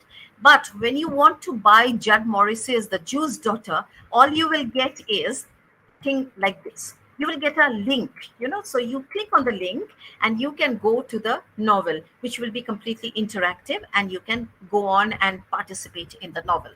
Now, interactive fiction has two modes of writing: the player input, that is in simple command form. So what is the simple, and the game output, that is what is the output of your writing. So when you have the player input, what does it look like? Like this. You'll have pull lever, that kind of simple commands that are given to you when you're reading the book. So you are actually reading a book, but you are following commands. And the example, and this is an example from the book called Curses. I'll try to show you some screenshots that I have taken. There are copyright issues. That's why I could not really, whenever I was trying to save some of the pages, they were not allowing me to save the pages because there is a copyright issue. I cannot really show that digital platform on another platform. So, clever old me took a screenshot, and I'm going to show you the screenshot a little later. So it's like the response at the start of the story called Curses. Look in the tea chest, and then there's a line. That was the first place you tried hours and hours ago now, and there's nothing there but that boring old book. You pick it up anyway, bored as you are. So it's almost like the computer is talking to you. The device is talking to you. The author is talking to you from behind the screen. This is what, remember I was talking about Zork, one of the first digital literature examples that were made. So this is what Zork, a screen, looks like. So Zork 1 says, the great underground empire. It is copyrighted, like I told you. That's why I could not really download it, because I would have to pay money for that. So west of house, look at the middle portion, if you can see my cursor. West of house. You are standing in an open field west of the White House with a boarded front door. There is a small mailbox here. And then the options come up. Remember the options in that book where it said, if you want to follow the Hardy Boys, go to page number so-and-so. If you want to follow Nancy, go to page number so-and-so. Over here, it's kind of like similar, but in a very digital form. So examine mailbox. The small mailbox is enclosed. So if you click on this green part, another page opens up. Open mailbox, opening the small. So it looks like that. This is, what your screen looks like when you're reading a digital novel. So see, if you can read, I don't know whether you can read on the screen. Somewhere nearby is colossal cave where others have found fortunes in treasure and gold, though it is rumored that some who enter are never seen again. Magic is said to work in the cave. I will be your eyes and hands. So see, you are almost like you're with a friend and you are going along in that adventure. That's why we call it participatory literature right at the beginning. So this is from Curses. I was talking about Curses. This is from Curses. Now, there are things called generators as well. Generators are a meeting point between technological coding and storytelling. Again, you have digital poetry that uses the electronic devices such as computers, of course, use of hypertext and coding and generators. Let's give some examples. That's a normal poem that we are used to, the poems that we teach in the classes, poems by John Donne, poems by T.S. Eliot, all my favorites. Do they look like this? They don't, right? But these poems look like this. The digital poems look like these. And if you click on these words and these signs, newer pages open up, newer pictures open up, and you can have an entire world of meaning and pictures opened up in front of you. And that is almost like being in the middle of a kaleidoscope, being in the inside of a kaleidoscope and having the world all around you. So you are actually inside that world of digital poetry. This is another digital poem, To Be Me. Every word that is inside the box can be clicked on, and of course, you can't click on the screen because I have only taken a screenshot and I'm showing you. But on my screen, every time I clicked on a word, it would open up a new world of other meanings, right? So that is a completely different concept of poetry that we were talking about. Now, in poetry, we talk about intertextuality, right? So isn't this a kind of intertextuality where one axis is connecting to the other? The only thing is that you're doing it through the computer screen or the screen of your mobile device. So literature. That is something that all the youngsters are doing these days, right? So Twitter gives you that 280 character limit. And so you write something and then somebody else writes something and then somebody else writes something. And the story goes on forming. And in order to look at the entire story, you have to read all the threads of discussion. And then you come to the end of it with a story in your hand. So it's exciting in a way. It's a very exciting kind of experience. But as a fallout, what happens is you are using a lot of hypertext because you're clicking all the time. Non-linear style of storytelling, the thing that I was talking to you about, that the linear style of storytelling that was with Hardy and Dickens, and once upon a time there was a king, gone. Inclusion of free will and choice of the reader. So the reader is exerting the free will and thinking about, where do I want to click? What do I want to follow? Which link do I want to go to? Each choice brings about its own specific furtherment in the story. Author is then not so much in control. It allows the reader to explore and come to their own conclusions, and anybody can publish, so much more freedom is there. But the lee side of that is the role of editing is then reduced, because earlier, a few days ago, like I wrote to Rutledge and I wrote to Cambridge about a book that I want to bring out on Indian Gothic, and I wrote out a big proposal, and I wrote out a lot of things about who are my competitors in the market and why my book is necessary for the market and who is going to be my reader. And I sent it across to them in the hope that they are going to read it and they are going to send it to some editor who will take a look at it and say, okay, this book sounds good, it's going to be published. And then they will come back to me saying, okay, we'll publish your book. But in literature, anybody can do it. In any kind of digital literature, if you have the proper software in your hands and you have a computing device, you can do it. So it is very disruptive of borders, right? Bringing computational methods and traditional methods of study. So suppose you're trying to write about something, suppose you're trying to write about Shakespeare and you're writing fan fiction about Shakespeare. You are writing it through the computational method. So what you are doing is that you are bringing IT into the traditional mode of study. So you are actually blurring the borders, you're merging the borders, you're disrupting the borders and subverting them. This is what Elijah Meeks, Elijah Meeks has talked a lot about digital literature. So he called it interloping, hacking at the fundamental structures of traditional literature study. So the way in which we are used to reading a text, the way in which we are used to reading poetry, that's completely being subverted. That is completely being, you're hacking at the very bottom, at the very foundation of that kind of ideology. The discourse of writing and composition that had seen a certain stability is now undermined again. So your writing, the printed word, is kind of like very reassuring. You have something written in print and you feel like, okay, this is something written in print, and this is something that Horace talked about, ars poetica, and how art is immortal and everything. But now it's becoming like, oh my god, is it immortal anymore? So your art is only alive as long as that software is in circulation.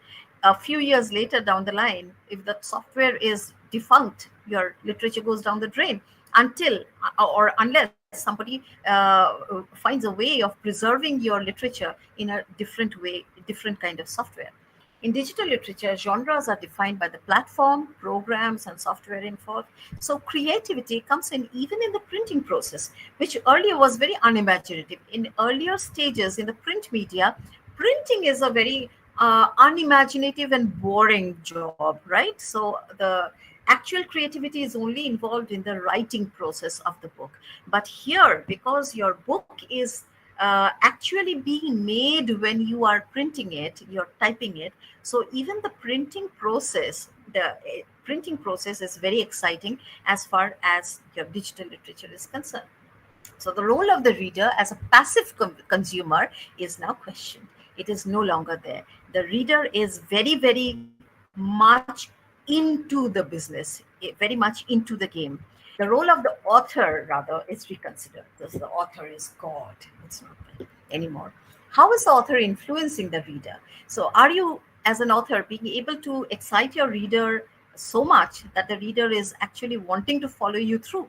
Is he evoking a certain reaction by implementing specific literary and technological means?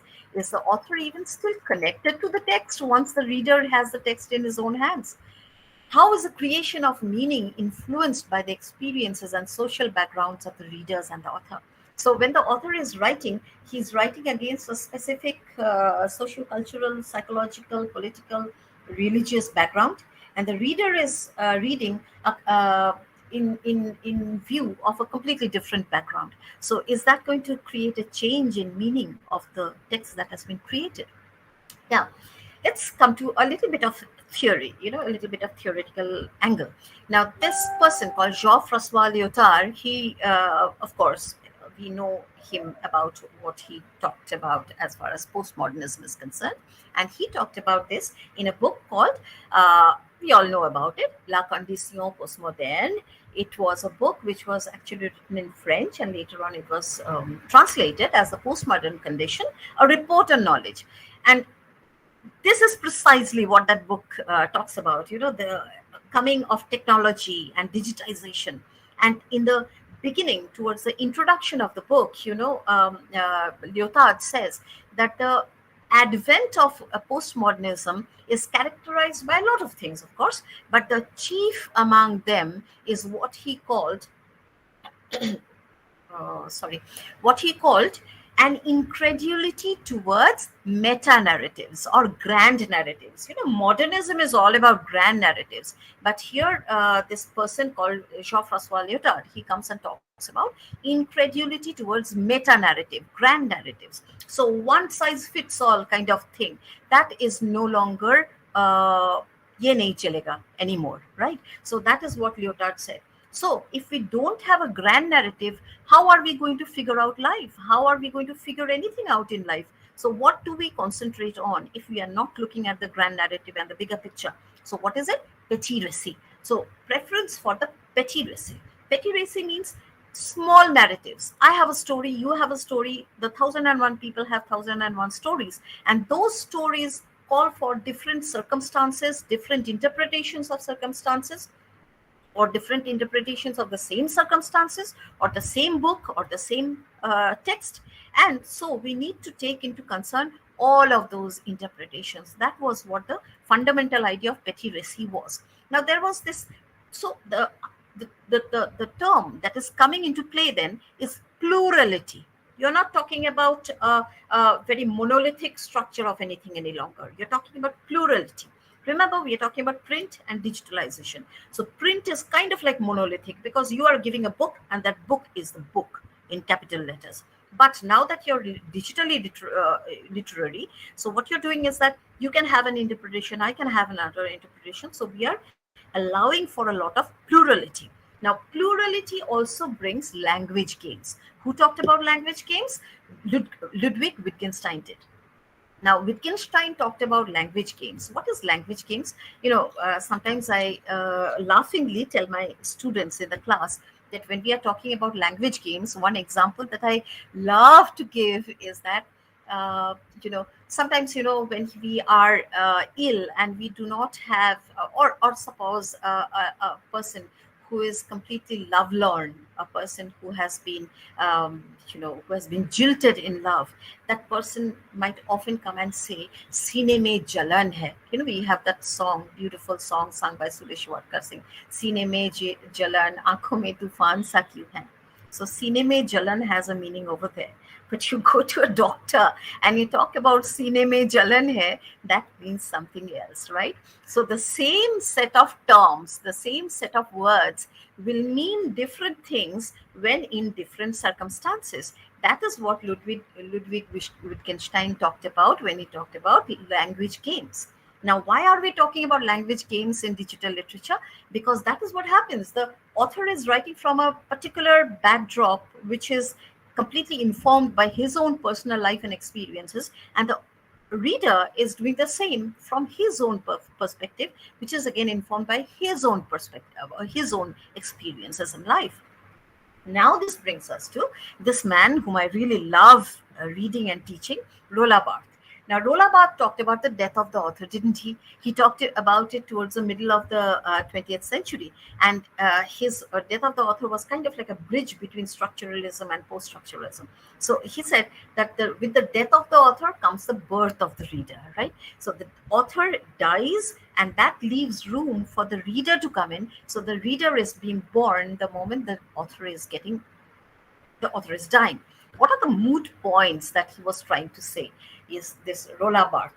He, poor thing, didn't know about digital literature. He did not talk about digital literature, but he talked about something which is very seminal to digital literature, didn't he? So what did he talk about? He said a move from structuralism to post-structuralism. Of course, that's what he said.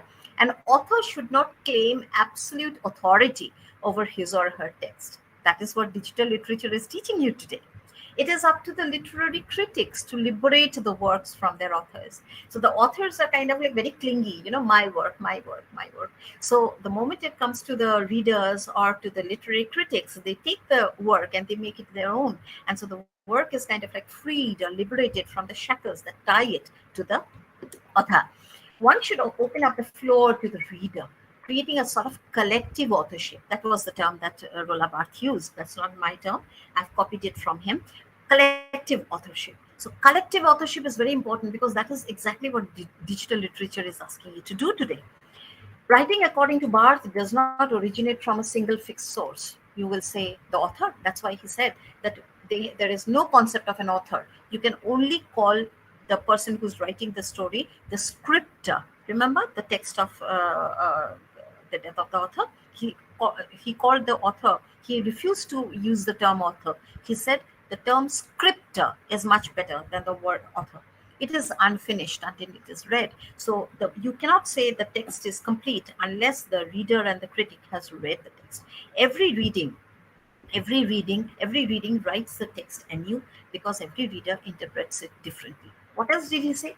A text is not a line of words releasing a single theological meaning, like the author is God, the Dios, the author God. So the author is no longer God, but you cannot assign a theological reverence to the author like that, so that, like he is the absolute. No, he is not an absolute.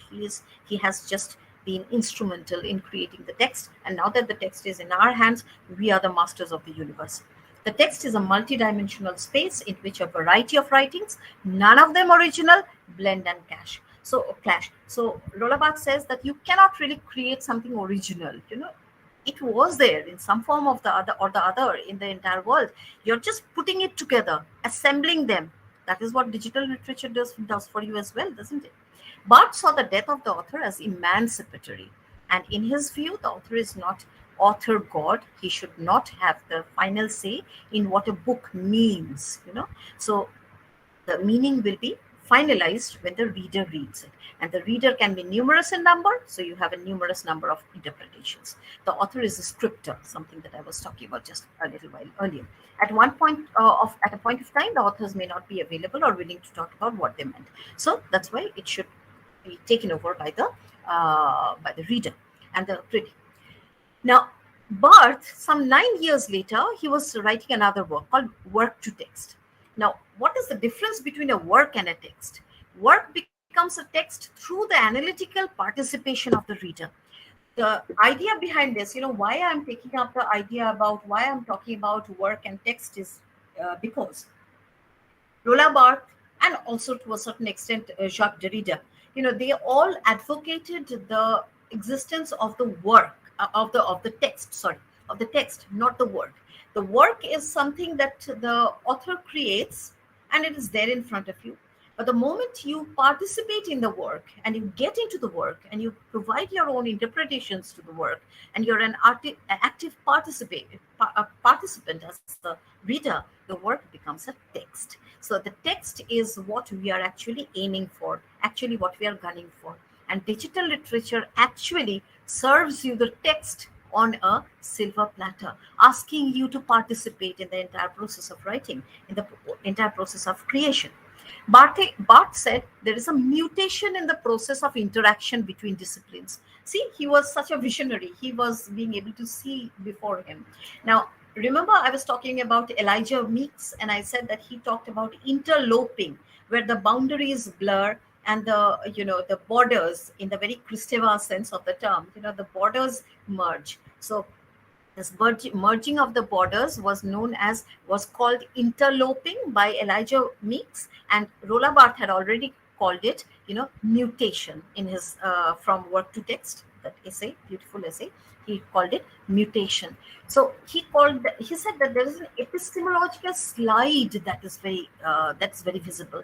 There's an epistemological slide. So you're not stuck in one place, you're not stuck in one place. You're sliding from discipline to discipline, from epistemology to epistemology.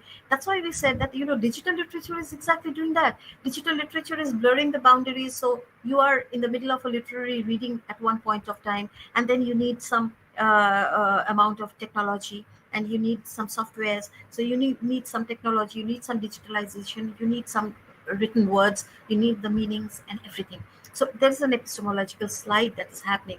It alters our conception of language and the traditional notion of what was understood to be a literary text. So, like Ferdinand de Saussure said that there is a signifier and there is a signifiate, there is a signified.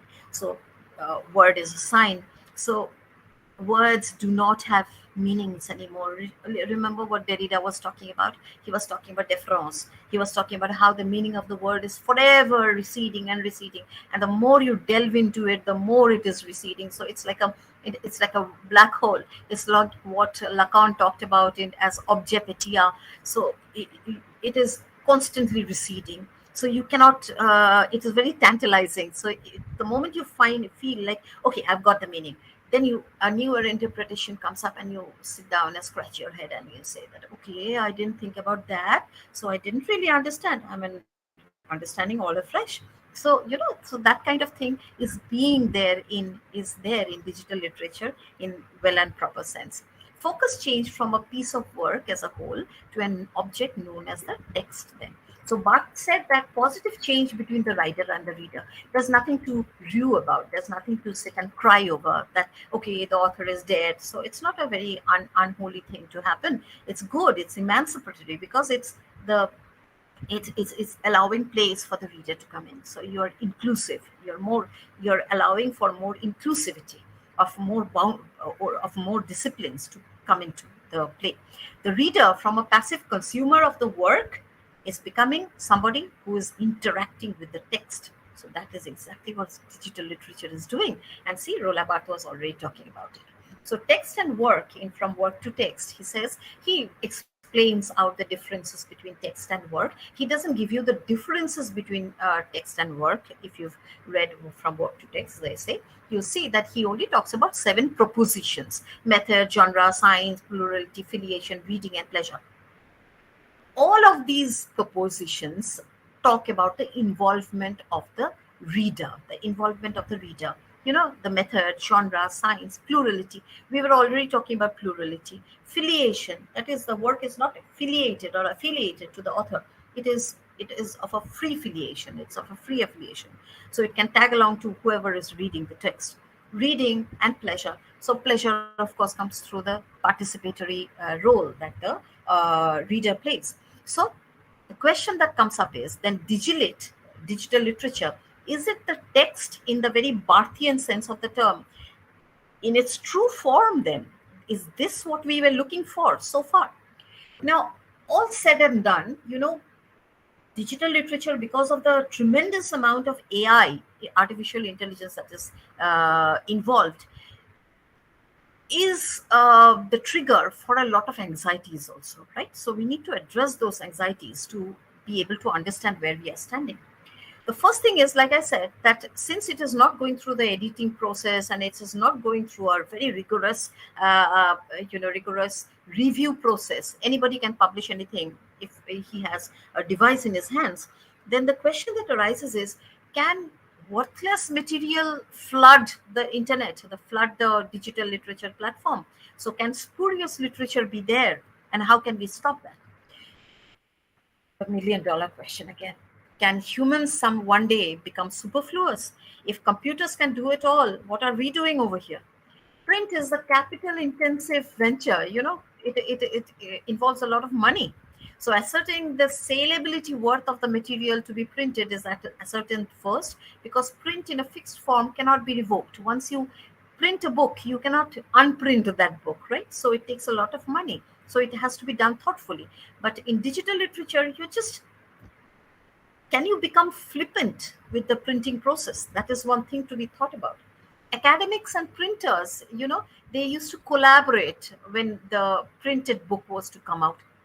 Like a few days ago, Peter Lang, Oxford, I probably should not have named them, but now that I have already told, Oxford sent me a proposal for a book, and they said, Aparajita, you need to review this proposal for us and tell us whether this book should be published. And if you tell us that and send us a report, we will give you so many books of your choice and all that. So I reviewed the book and said that yes, it's an excellent proposal. You can go ahead with the printing process. And they likewise they told the person who's trying to write the book that okay, the reviewer has given the green signal, so you can go ahead with the book. So it's a very academic. So I am an academic, and Oxford is a printer. So the two of us collaborated in order to bring the book out. But will that be thrown to the dogs? Will that go out of the window? Is this going to get subverted then? Importance of writing, is it getting reduced because you're not really looking for a full-fledged literary text as far as digital literature is concerned? So are these texts that were so beautiful and they charmed us for days and nights together, are they going to be superfluous one day?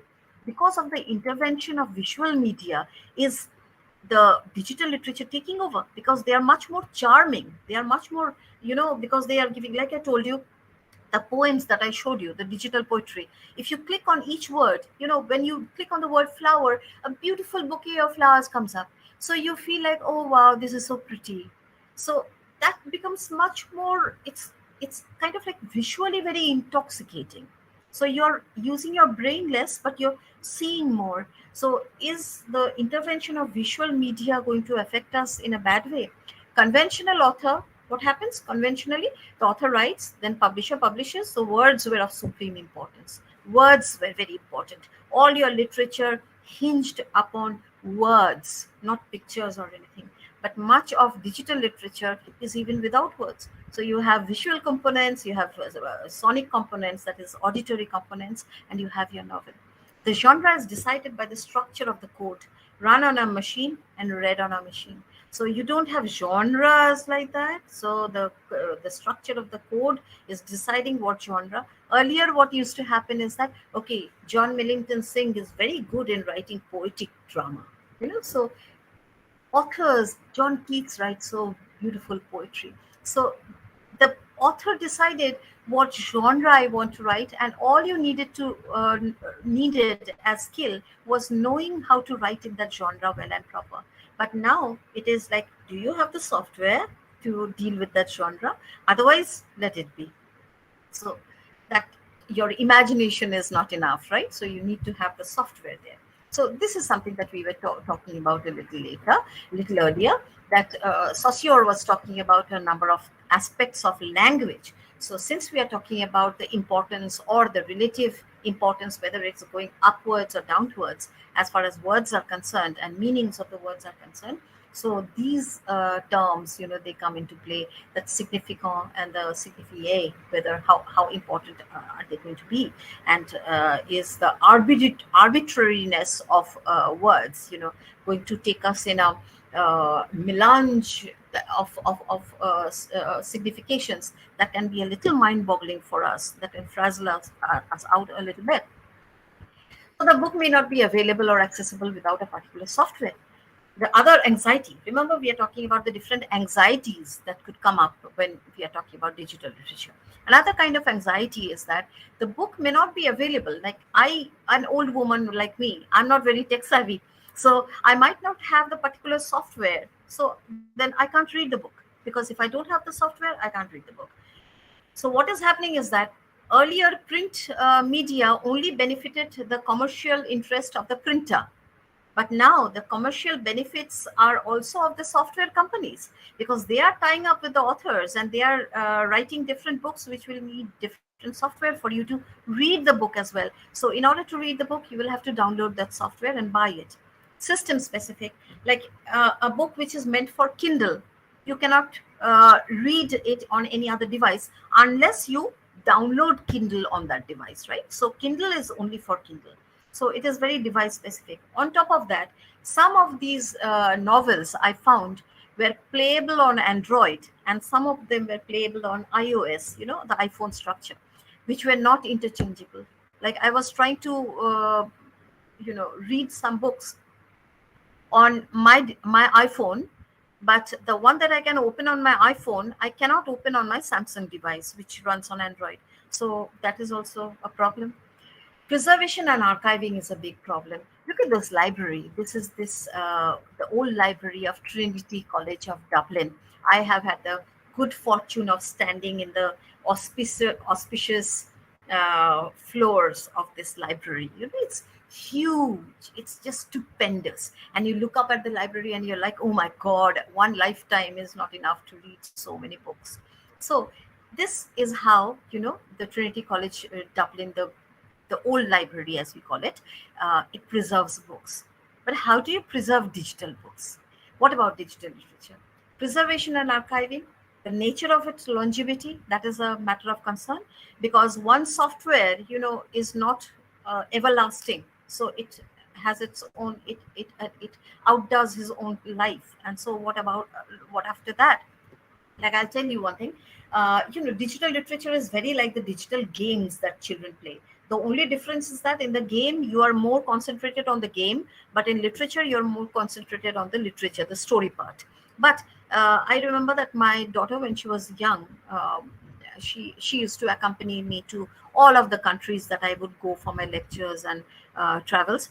And I think I had gone to Malaysia or somewhere to some university, and she had gone with me. And when we went shopping, she bought a Nintendo DS over there. Nintendo DS, a little game device which allows you to play a lot of games. And then, she kept asking me, Mama, will you give me some pocket money? And I would say, why do you need pocket money? And she would say, software kinbo. Software kinbo in Bengali means I'll buy software, which means she wanted to play a new game, see a new story, and she wanted a new software for that, which she would have to buy. So the nature of its longevity, because one software would not run for your eternity. So the longevity is a questionable thing. Ever-growing innovation in technology means newer softwares coming up, newer technology coming up. So will that old thing be able to be played on the new devices? That is a question. With the passage of time, the text could become unplayable. So that needs to be reckoned with. There are several organizations, of course, like Electronic Literature Organization, Yellow, who are coming up with different ideas about how to preserve digital literature, and that is known through it is through a system called PAD, PAD. So we call it PAD in simple terms: preservation, archiving, and dissemination. So you preserve, you archive, and you disseminate. That is the logic behind it. Now, another big anxiety I think that digital literature evokes is something that Derrida would call the structurality of a structure. Digital literature hacks at the very structurality of the structure. Now, what is a structure? Why is a structure so reassuring? When we have a class, we have a routine. So routine is a structure, right? When we go for NAC accreditation in our universities, we have a structure, right?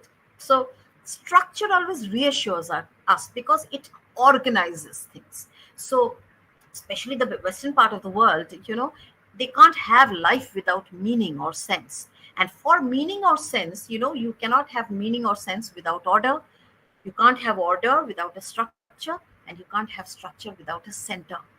Now, structure is very important. Now, what happens with digital literature, because it is so open-ended, and because it is opening up a kind of like galleon of meanings in front of you, and you can use it in whichever way you can, and whichever way your software allows you to. It means that it is not giving you a structure. Remember, we were talking about non-linearity. So linearity is, of course, a structure, but non-linearity is scattered. It doesn't have a structure. So without a structure, you don't have a center. But having a center has always been the preoccupation of humanity ever since humanity began to think. Take an example, the pre-modern geogothic geocentric universe. So there you have a center and a structure, where at the center you say that the world is there, or you have the heliocentric model, but you still have a center, right? Again, if you talk about the androcentric universe, so you have a man at the center, God at the apexes, and man in the center. So you have a center. Now that center is getting disrupted, right? That center is getting scattered. So it is very, very open-ended, very postmodern, and very post-structuralist, and very post-human, because somewhere down the line you feel like human beings are being controlled by AI, right? You feel like you are actually doing what your AI is bidding you to do. You are not completely in control. If you are and human beings are always control freaks, right? So this is scary. This is kind of like very frightening that you are not completely in control. You have to depend on your device. You have to depend on your software. So it is kind of like a very post-human. Now, when we talk about post-humanism, we talk about different kinds of post-humanism. And one of the kinds of post-humanism is post-human transhumanism. What is the difference? It draws from post-humanist philosophy, of course, and it talks about developing and using technology that enhances the intellectual, physical, psychological capacity in humans. So we are not warring with AI over here, but we are harnessing AI in order to increase our capability. This could also be the post-human future. In merge hypothesis, what we also know as futurologism, it is a variant of transhumanism, of course, and humans and AI will merge to create a new post-human species. And AI, so you're not just being augmented, but you're merging into the two. So there's a fusion happening over here. And AI will also have the qualities which were so far reserved only for the intelligent human being, the rational human being, the enlightened human being. So much for the ideology of enlightenment, right? So Derrida must be turning in, your Rene Descartes must be turning in his grave right now, saying, okay, I said cogito ergo sum. I said, I think, therefore I am. But what is AI doing? It is thinking at a much faster pace that I can. So AI seems to be the more being than human beings are. So that might be a cause for anxiety. Human beings will be enhanced by AI if we can believe that. And AI takeover, of course, is a variant of transhumanism, and humans will not be enhanced by, will be replaced by AI. So AI takes over and we just fly out of the window. Theorists like Nick Land believe that humans should accept their eventual replacement by AI. And cosmism is the understanding that strong AI should be formulated, even if it means the end of humanity. Now, this, gives me a very weird thought that, because I specialize in Gothic literature, and when we talk about Gothic literature, we talk about something called the Numen. Rudolf Otto talked about it in his book, The Idea of the Holy. And what is the Numen? The Numen, he uses a Latin term, and he says, mysterium tremendum et fascinans. So Numen is something that is mysterious on the one hand. It is tremendous because it has a tremendous magnitude on the other hand, and that's why it fascinates. It just fascinates. So I sometimes wonder whether digital literature is going to take on the form of the Numen for us one day. So with that, I'll end my PowerPoint. Thank you very much for being such good listeners. Thank you. Wow. Thank you so much, ma'am, for such an excellent delivery on a very important issue in digital literature. Well, she, in her talk, highlighted following points, which are the basic meaning of digital literature, the concept of participatory literature. Also, she enlightened us about the hypertext, the role of machine, software, programs, and their makers, how it different from the printed literature, history of digital literature, and even she talked about the network function and post-humanism, and a lot, of course. Well, the points you have mentioned was very informative for all of us. Thank you again. Anyone who want to ask question, please. Shivani ma'am, hello, good afternoon. This is Dr. Jaideep Singh Rao. I would like to say something if you allow me. Yeah, yes. Thank you. First of all, I would like to thanks to SC Gunal Prerna College of Commerce and Science for giving this opportunity for being the moderator of such a wonderful session. I must say that knowledge has a beginning but no end, and that is what I felt during this session, ma'am. It was a really wonderful session, and you have been such a sagacious resource person, and it's a really immense pleasure to be part of this session.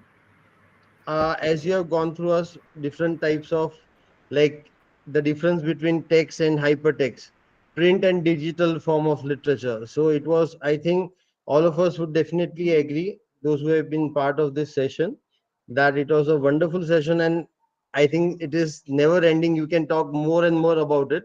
This shows your knowledge and how, you know, what type of reader you are and a great teacher, I must say. So I want to thank Praveen Joshi sir and Snehal ma'am for giving this opportunity. Yes, I thank them Even too. I thank Yes. them too. And even Shivani ma'am, she introduced me in the beginning of this second plenary session. So thank you, ma'am. Thank you, ma'am, Aprajita ma'am, for being such Thank a you. resourceful person. Thank you. Thank you.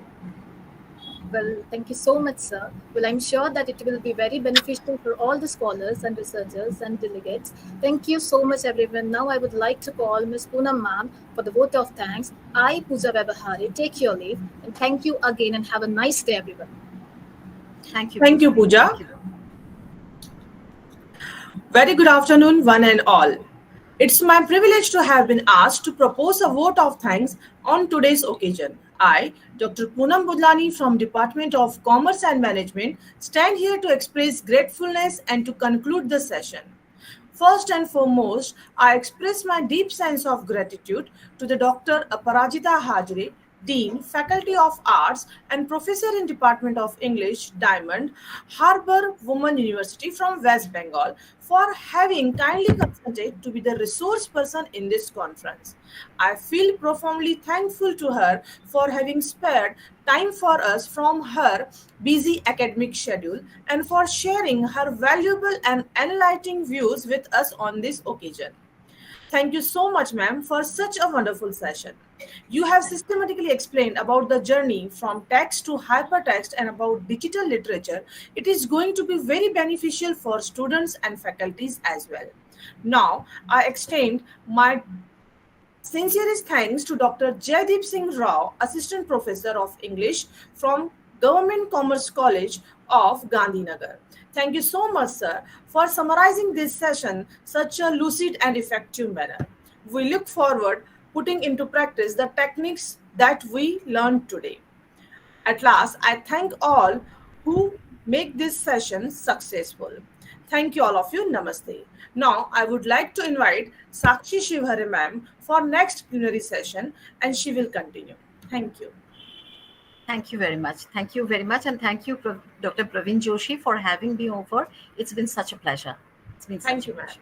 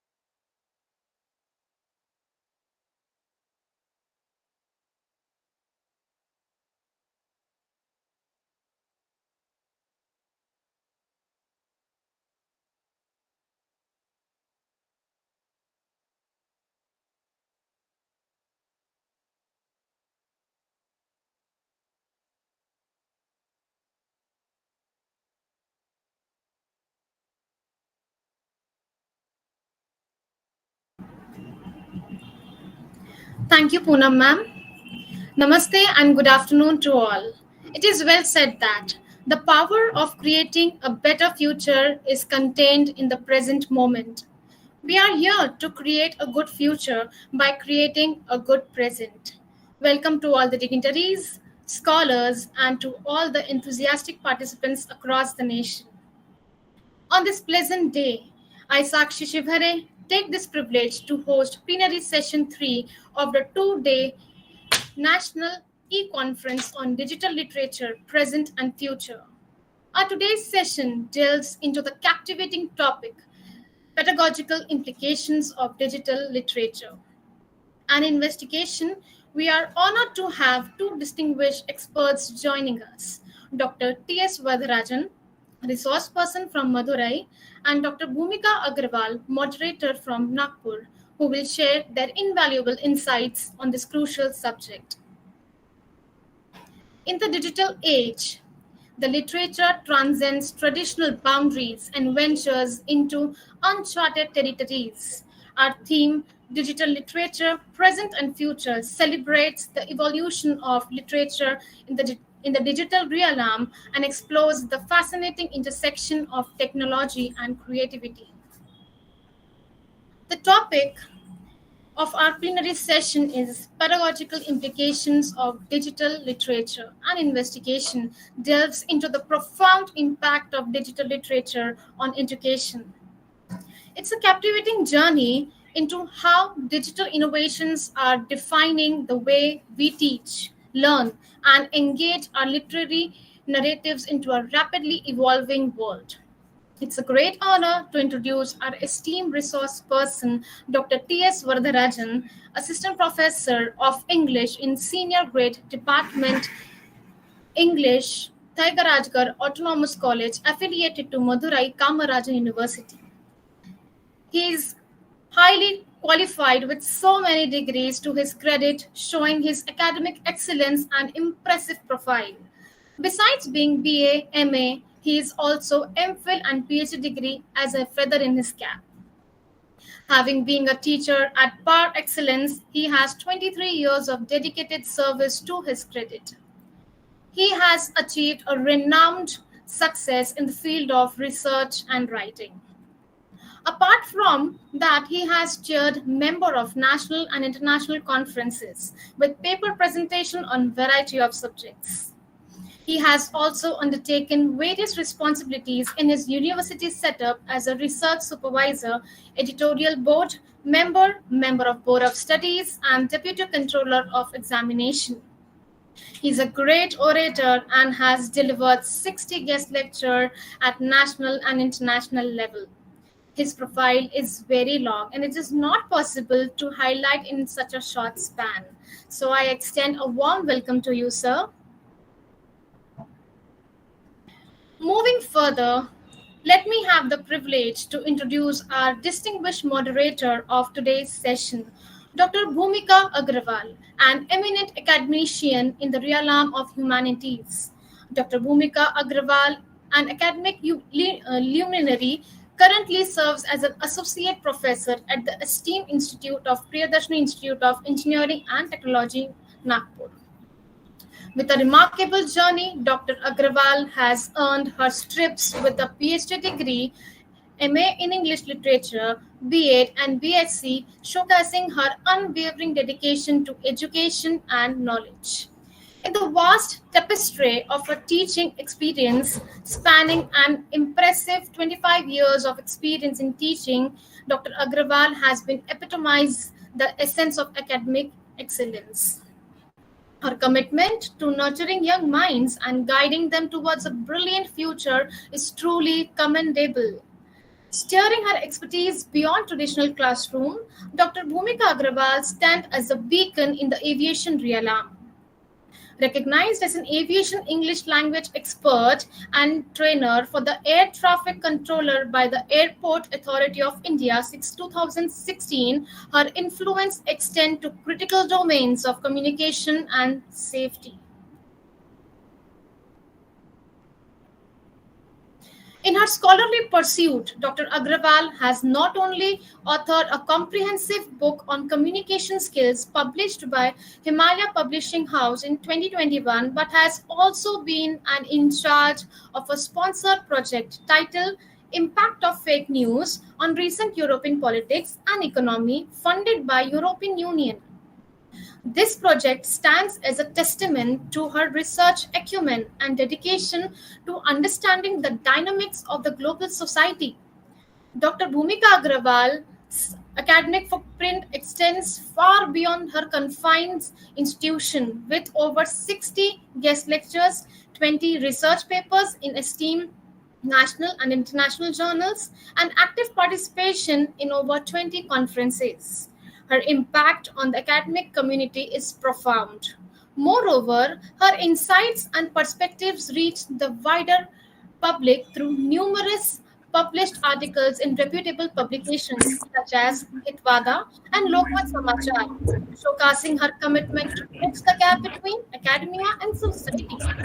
We are truly honored to have you here today for gracing this session with your august presence, ma'am. At this Thank juncture, you so much. Thank you so much, ma'am. At this juncture, we are delighted to have with us with these two distinguished personalities who will grace this occasion and with their valuable insights and wisdom. So let us turn our attention to Dr. T.S. Vardharajan, who will provide her insights into the pedagogical implications of digital literature. Over to you, sir. Good afternoon, ma'am. Am I audible? Yes, sir, you're audible. Thank you very much for your introduction about me and about my fellow moderator, fellow speaker, fellow resource person. Before I begin, I express my gratitude to the management of Prerna College, Nagpur, Maharashtra, especially the director, Dr. Praveen Joshi, sir, who invited me for this occasion, and also the head of the department, Snehal ma'am, and other men and women who have joined here. The previous speaker, Dr. Hasra ma'am, and I first of all congratulate the entire team on having such national e-conference in order to create awareness among people on the importance of digital literature, present and future. Ever since we talk about literature, we were always reminded of text, that is book, reading, like Gurukula system where the teacher went on talking, where there was no scope for the Shishya to clarify his doubts. If at all he has anything to clarify or she has to clarify, seeing is very important. A close observation of the Guru gives you that. Yeah, Punita Andrews, am I not audible? So you're audible. Yeah, thank you. Since Punita raised her hand, that's why I am asking. So thank you very much. It is a rare opportunity, and then also we are able to connect to each other. I am 2,000 kilometers away from Maharashtra, Nagpur. I am in Madurai. And the people have joined from different parts of India. Madam Hasra from West Bengal, the learned speakers from different parts of India, Dr. Sudhir Nikam, my friend, and a variety of people have been drawn by Dr. Joshi, sir, for this particular purpose. I am grateful to him and also to the team. I know the difficulty of arranging any program. It requires meticulous planning, proper communication. The resource persons need to come in time, and there should be many take-home messages from the resource person to the audience. Plenty of things. When one actually is affected, the whole thing will get lost. So one has to be extremely careful in arranging such things. And I received this invitation 1 month back from Dr. Snehal, who has been very kind and sincere in bringing out the task time and again, reminding people, and a variety of things that she has been actually associated with. Coming back to my topic, I have my slides. I will share it after some time, after giving a few remarks about a general trend in digital literature. We all know literature actually refers to or it mirrors up to nature. It reflects what we do. If you smile at it, it will smile. If you bark at it, it will bark. If you cry, it will also show the same. So whatever happens in the society is actually recorded in such a way by writer in an appropriate time and appropriate place. He is able to actually give something to the reading public. So from time immemorial, reading literature, or for that matter, interpreting it, learning something, these things have been going on like anything. But at the same time, can we afford to remain static in our approach. Dynamism is what is required today in every walks of life. No static tendency will make us grow. So dynamism has to be shown, and it has become the order of the day, number one. So how do we show dynamism in teaching of literature, teaching of English, or teaching of anything for that matter?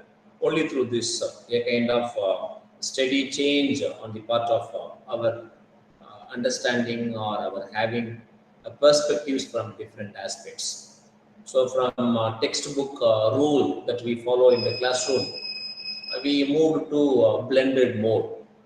And this blended mode actually takes its way to various online tools and online mode. And thanks to COVID-19, Corona, the 2 years of our confinement actually gave us plenty of opportunities to learn, to probe into, to get into various aspects. And but for Corona, this would not have come. I cannot afford to come all the way from here to Nagpur, spending 2 hours or in flight or 1 or 2 days by train. All these things are quite possible because of this arrangement and this online tool that we have. So what does it offer? Digital literature offers the one that is offered by any text for that matter. We are always actually aware of the fact that the moment we talk about English literature, we take the days of the Chaucerian era, the reading of the books of Chaucer, the Canterbury Tales, Boccaccio's Decameron, plenty of things. Now, when they are available like archives or in online as online tool, we are able to read it and understand. The things that we consider rare can be preserved and it can be kept for a long time. So those things are done already by people by having every university having an archive section to store important information or textbook or any monumental book where you and I cannot afford to buy or have it anytime. So what is the significance of the term digital and how it is actually attributed something to pedagogy? That is what I have decided to talk about. Perhaps Madam Hasra was talking about hypertext and hers was so technical. I joined quite late because of our college commitment. We have examinations from Monday onwards. We have to take care of everything. That's why amidst this, I get a rare opportunity to address the hundreds, almost 85 people, including the host from different parts of India. So with your permission, now I share my slides. Once I start sharing my slides, I could not see my face, nor I could see your face. So you have to only tell whether the slides are moving properly, whether there is proper relationship between what I talk and what the slide says. All these things can be said by you. You can interrupt me at any time with a message. I will immediately respond. Let me share and then tell me whether that the screen is available full screen like or I just change according to what you say. Just give me a minute.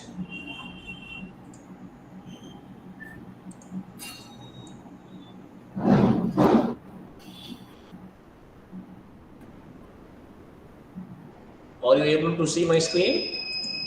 Yes, sir. Is it in full mode or just slideshow mode? It's not in slideshow mode right now. Wait a minute. Can you say now? Sir, you have to click on the option that is below the upper taskbar is enable editing. I have to, okay. Yeah. Now you can again go to slide share and share your screen. Do I have to share screen now? Yes, sir. Your screen is not sharing right now. Okay, wait.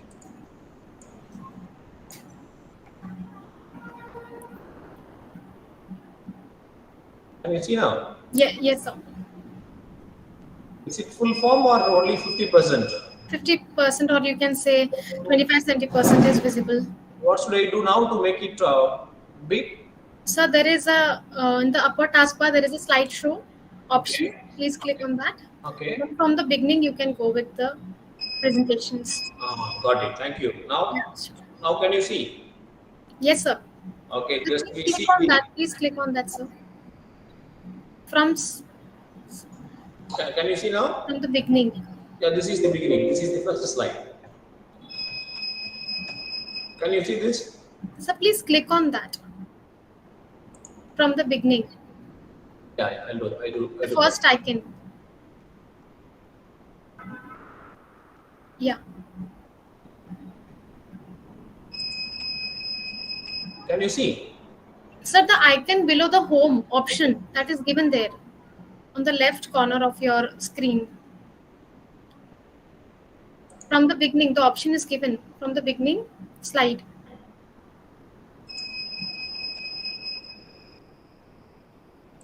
Yes, sir. Okay. Have you clicked on that? Yeah. Can you see now?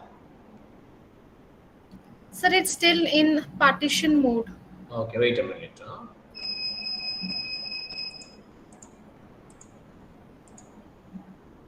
Slideshow from the beginning. From the beginning, yeah.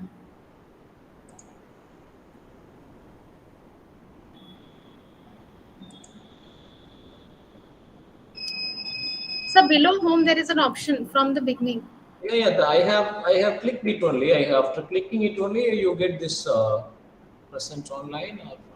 There are three options, right? From beginning, from beginning, yes, sir. You have to click on from beginning.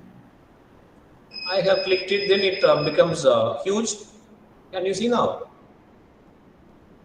But it's not reflecting in our screen. Okay. Wait a minute then.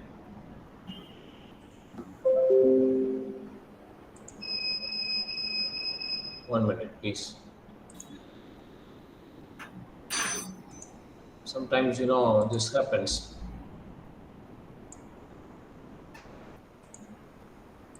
Should I choose this window option first? Chrome, window, entire screen? Yes, sir. Entire screen, you can go with it also. But when I choose entire screen, my slides are not visible. Only in window mode, I could... just a minute. Now tell me. It's the first option from the beginning one. Slideshow first. Sakshi, Yeah. Sakshi, kindly share it from our side. How meeting? Kindly share it from our side. Okay, sir. I have it on my laptop. Can I share it from my side? I have done it on many occasions. Okay, do it. No problem. Okay, sir. I have done on many occasions, but this time, sorry No for that. There.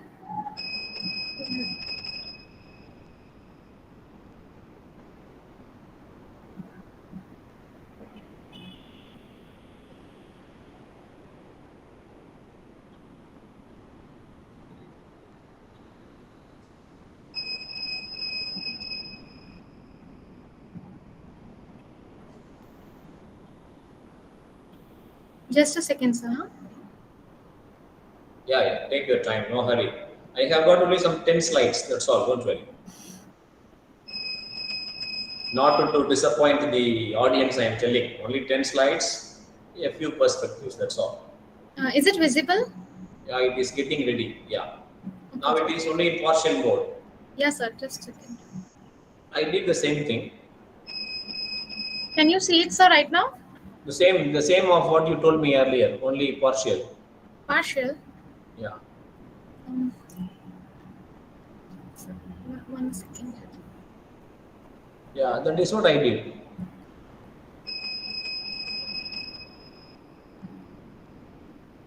Now you have stopped it. Yes, sir. Just Sakshi ma'am. Ma'am, I'm there. Sakshi ma'am. I'm just done, sir. Is it Ane, visible? no. Okay. Yeah. It's Yeah. Yeah, it's full mode now. Thank you. Sure, sir.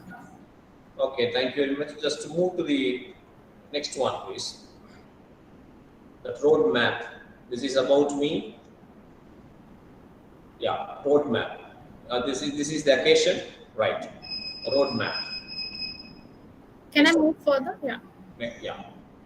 So friends, sorry for the inconvenience caused. I am not so tech savvy, but I know a little bit. And thanks, ma'am, for actually making it possible. Now, since you presented, I can afford to see my face. Still, I am not troubled, and I could also see the slides so that I can run the show ably. Everything is possible. Thank you very much, ma'am. So we actually have a plan of having this session from now to 30 to 40 minutes, having the proper plan. Later on, the moderator will say a few things about what we discussed. So we introduce, first of all, introduction to this today conference, virtual conference. Then we do talk about the general understanding of digital literature, followed by explaining the topic. And then what is the uniqueness of this genre available and what are its subdivisions, and then what is the purpose of making everything digitized, and then its proper function, the function of what do you call the digital literature, and then coming back to our moot point, pedagogy. How does digital literature pave the way for better teaching performance in the classroom, whether it is done or whether it has started or it is yet to be explored, all these aspects. And then I have downloaded a book, and then it is given in the form of a link PDF, that is URL. You can get it from Madam Snehal and Professor Joshi, and you can read that text because it tells you something about digital literature in a nutshell. And then we do conclude what we actually will be seeing, and then you have a kind of interaction if time permits. Since this is the last session of this day, and you have paper presentation and other things, these things need to be completed well in advance or in an appropriate time. Next one, please. Yeah. See, pedagogical implications of digital literature and investigation. I, Dr. Varadarajan, actually will talk much about it, and then based on what I say, Dr. Bhumika Agarwal will be coming with her own observations of how she understood those things that I supplied, and then how my views will be complemented by what she likely to say. Like next one. Friends, this is one of the examples of digital literature. Look at those 4 images. All of them are reading, or all of them are meant for reading. Look at, you have a laptop, and then you have like something that is quite natural. And then somebody holds a palm top, or what do you call it, a tablet, and then reads. Another fellow is actually facing the sea, rather being in the sea, on the seashore, reading the CD by closing and opening something. And then amidst tens of hundreds of books, one hand is actually leaning, and that is also again meant for reading something. So the uniqueness of all the 4 images you have, you have either a computer or a laptop or a palm top or a mobile phone or any digital device, any computer device, any technical device. So learning literature or understanding literature through any digital form, multimedia form, we call it, digital literature, and how it gives or serves its purpose, we will see one by one. In such a way, we talk more about the teaching aspect, pedagogical aspect. So it refers to electronic literature.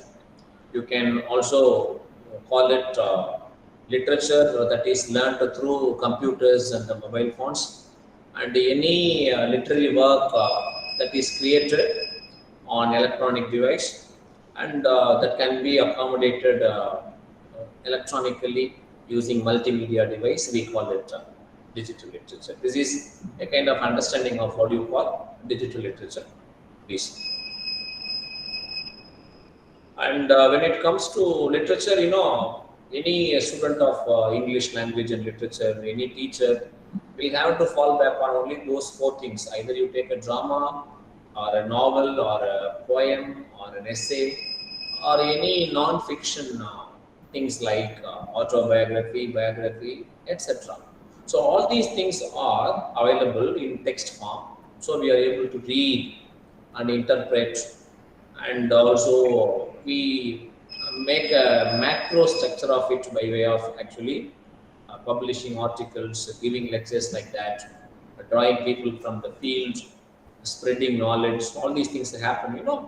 When it comes to that, do you have a methodology to teach a poetry, teach a poem? A poem cannot be taught like a drama is taught, or for that matter, a novel is taught. So every methodology has unique in its aspect. But digital narratives or digital literature, you have plenty of scope in terms of look at the hypertext fiction that Madam Hazra was dealing with. And then you have a thing called interactive fiction with code work, computer code programming using C, C++, or using Java. Anything, anything that is what we call any code has to be actually first it has to be encoded, and the listener has to decode it. And then you have what we call flash poetry. You have another genre. And then when you go to the next one, generative poetry, you are able to feed something and you can get it. Like you write something on a paper, you can also do that. People will be able to understand its actually significance.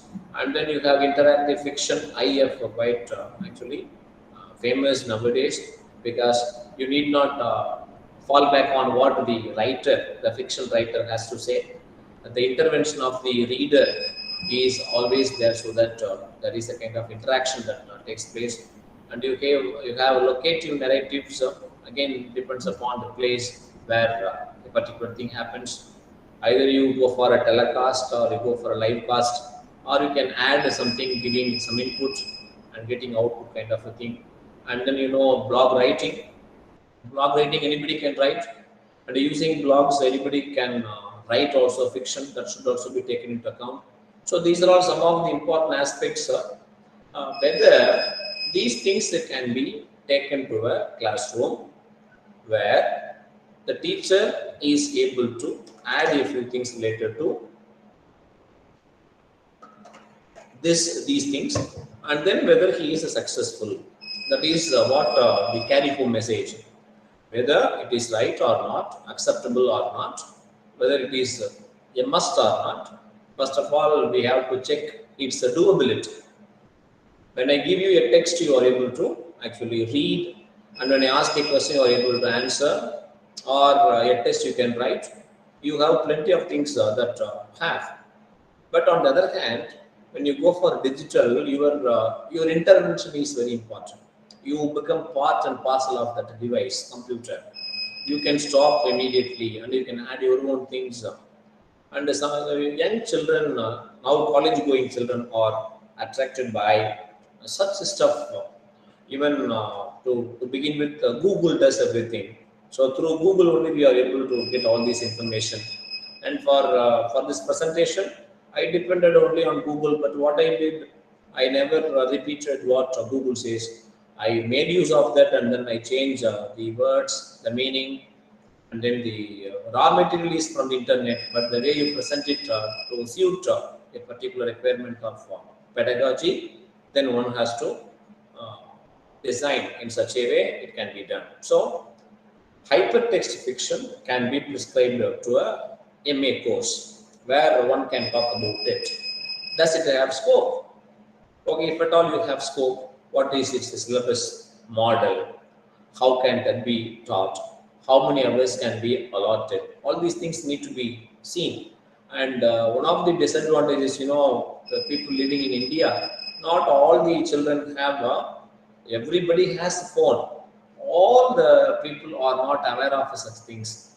Creating awareness is our first priority. Later on, we actually create a kind of awareness to learn and then to practice and then to do plenty of things. So starting from hypertext fiction to blog fiction, everything is related to computer, a platform that actually tells you what you have to do, whether you take complete participation in it or not, whether you are a mute spectator. Does it have relevance when these things are taken to a classroom, or for that matter, this flipped classroom method? All these things need to be taken into account when these things are introduced in the curriculum. Is what my first observation of what pedagogy is all about in terms of digital literature. Next. See, the purpose is very simple. If you know the function and purpose of anything, all the problems will be solved. So you can ask anybody to work on a particular thing. A task can be given to a man that has a kind of active role than its a traditional counterpart. What does that first point say? In conventional method of learning, a text is given to you. You are expected to read, or you are taught that, and then you make some observations. Here, the writer, the reader, the user becomes he plays a pivotal role. The user becomes the part of the system, part of the text. So you have two things. You compare a traditional method of teaching or learning something, and you learn a digitized way of learning. When it comes to the traditional learning, your learning is pakka. It is quite effective. You are able to convey what you want to convey very effectively. Those things are there. But when it comes to this digital literature, there is a possibility of the reader or the learner or the stakeholder is capable of taking part in the process of doing something, thereby learning. Learning by doing and doing by learning, these are all quite possible with the digital narrative or digital literatures for that matter. And anybody who uses digital form to learn literature actually read the text and find exploring tributaries and tangents through electronic mediums. The moment you read anything with regard to hypertext that we talk about, one text to you, the another thing, then the third one, then the fourth one, like it goes like Harry's in the maze kind of tendency. So one takes to the other, like the involute that we are aware of from the poem, the second coming by W.B. Yeats, turning and turning in the widening gyre, the falcon cannot hear the falconer, things fall apart, center cannot hold, mere the anarchy is loose upon the world. All these things can be now in a Nigerian language. When Chinua Achebe took it for his novel Things Fall Apart, he could evolve a new pattern. Now, the disintegration of Nigeria or Africa is recorded by Achebe as the Westerners came and exploited the indigenous culture of Igbo.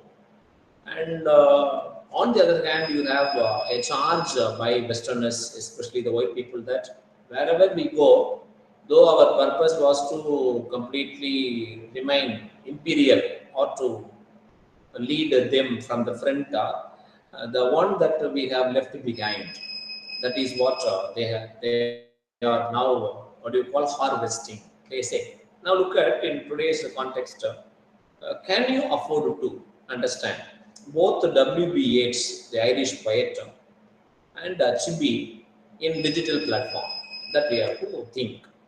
So I give you a text of the novel Things Fall Apart. I give you a palm top or a tablet, and then wanting you to actually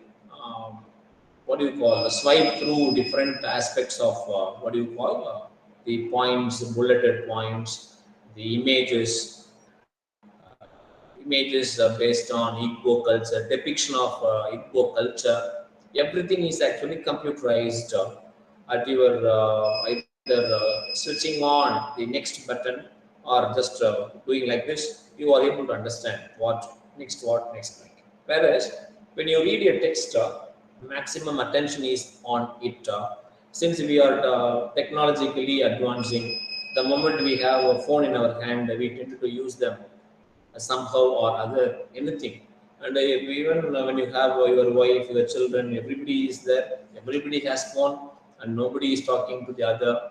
And while eating also, all these things are possible because the digital platform, the digital device, computer or mobile phones, they have the attraction to divert your attention completely, and you are into it. And that particular aspect is quite okay when it comes to learning something, a conventional one, in a new way. That's why I introduced two writers, W.B. Yeats and H.B. Because Chino H.B. made use of the title, Things Fall Apart, only from the poem The Second Coming. Actually, The Second Coming is here referred to by W.B. Yeats as the Second Coming of Jesus Christ. Jesus Christ's second coming was ferocious like. The first coming was quite docile.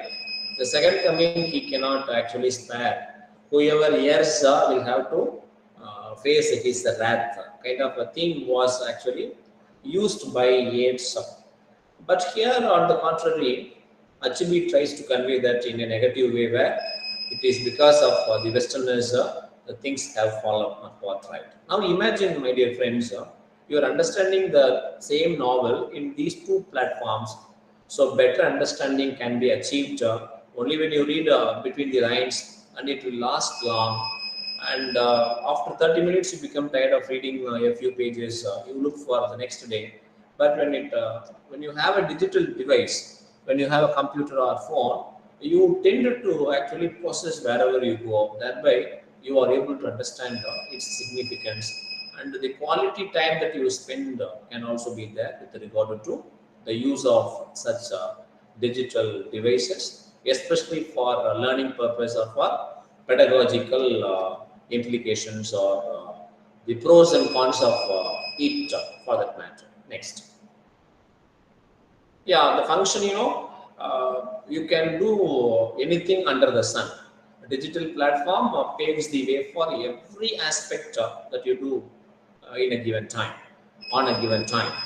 So it creates on digital device, anything that you create, anything that you want to have it, you have digital devices that can only be experienced on an electronic device. So digital literature, poem, writing a poem, you write a poem, you take 5 lines of somebody, you type it, and then you write your own, and then like what do you call mash, like we call it a mash, we are able to do that. Say for example, from William Blake's Tiger, you can take the first 4 lines, the first quartet, tiger, tiger, burning bright in the forest of the night. What immortal hand or eye could frame thy fearful symmetry? Then you take your own lines. A tiger, tiger, I don't care. However ferocious you are, I don't consider your ferocity, because you are a life giver. When God created you, even He was trembling with fear when He gave life to you, because you are capable of killing the man who created. You can trample the man. You can trample the invader. You can write anything. We have plenty of metaphors, personification, simile, and the rhythmic pattern. You can take anything. Like Lady Macbeth was telling, you can add. Lady Macbeth said, "Who would have thought this old man got this much blood in him?" When she said, "Who would have thought you became this much destructive, dangerous, diabolic kind of a thing?" You can add, so that the students will be able to understand the intensity with which you give a kind of character sketch of the character Lady Macbeth. This is one aspect. The function is It can be 50% creative and it can be 50% what the platform provides you based on different codes. And then the second point, we are not reading a PDF document using our phone with a PDF mobile application we have. When I sent these slides to Dr. Snehal ma'am and Dr. Praveen sir, I was wanting to convert that into a PDF form so that it will reach them easily. And then later on, I sent it for their confirmation. Okay, one or two things can be there here and there. Some of the things can be retained or thrown So I have the habit of actually mom ekam saranam racha kind of a thing. Come on, I just give it to you. You can take care of it kind of a thing. If it is good, it is good for you. If it is bad, I just take the blame kind of a thing one can afford to do. So coming back to the topic, digital literature learning cannot be like reading a book in a PDF form using your phone or your computer. No, it is not that you are talking about. When you take video games, videos, where something is actually you have Macbeth or Othello televised, or you have the Forsyte Saga is televised by the British Broadcasting Corporation (BBC), and they come then and there 2 or 3 aspects, and then you can go for the remaining. So like that, you are actually juxtaposing what is actually conventional and what is digital, and through that you give a better picture of what actually the literature that you are teaching in the classroom is all about. And then more than just reading a book electronically. So you cannot consider this digital narrative or digital literature is like reading a book electronically. No, you get a feeling that the choice of book that you choose, the video game that you opt for, that I will discuss in the coming slides, 1 or 2. And you have you experience kind of electronic or immersive technique or storytelling experience. So through digital platform, storytelling is actually digitized that by a new innovation or any innovative idea is crept in, that by we are able to understand its actually impact, and then we try to study. And whether at the end of the day, whether they are useful to the children in the classroom, that has to be actually checked, because today every child starting from school to college carries phone, and the use of a phone has become not sporadic, but it has become contagious. It spreads like disease wherever you go. So there is no possibility of curtailing that particular thing. Asking a boy or girl not to bring your phone here is $1 million question, a Herculean task indeed, because after some time you fall back on the phone and then you say, come on, take this idea from it, and then we discuss. So chalk and talk method, using phone, using text, using whiteboard, projector, everything, put together, you have a new experience. Whereas all these things, you have a rigorous, prepared material to be discussed in the classroom. You allow a YouTube video to be seen by the children, and then you ask their response after some time. Before that, you must have watched 1,000 times or at least 1 or 2 times to actually understand the cinematic quality that it has created, the theatrical aspect that it has given. All these things should be taken into account. So the function of any digital literature learning, especially in the pedagogical side, cannot be simply reading the text and interpreting, like having a notebook, reading and writing and then interpreting. That is not. It has a different function. What is it? Let us see next. Look at the word intersection, intersectionality. You just know feminism, 3 waves, Elaine Showalter, and we have plenty of things now with regard to intersection. You have women empowerment, etc. That is the order of the day. Recently, 10 days back, the Indian Parliament actually successfully passed the bill meant for 33% reservation for men for women. Though it was only in letter and spirit, it was not properly actually tabled and discussed. Now you cannot but give that particular in every 133 women should be there teaching, administration, politics, whatnot. So there is a kind of intersection between digital world and the classic art of writing and storytelling. So digital literature, either you take it today or 20 years back or after 20 years from now, there can never be a total avoidance of classical art of writing and reading or storytelling. Most of the time, storytelling is actually taken as one of the prime forces of what you call this digital literature, because there is a possibility of your changing your notion. No, first half of the story is okay, next half let it be mine, kind of a thing that you have. So digital literature acts as an intersection between the digital world and the classic world of writing and storytelling. Look at now the year 1975. Now almost 50 years back.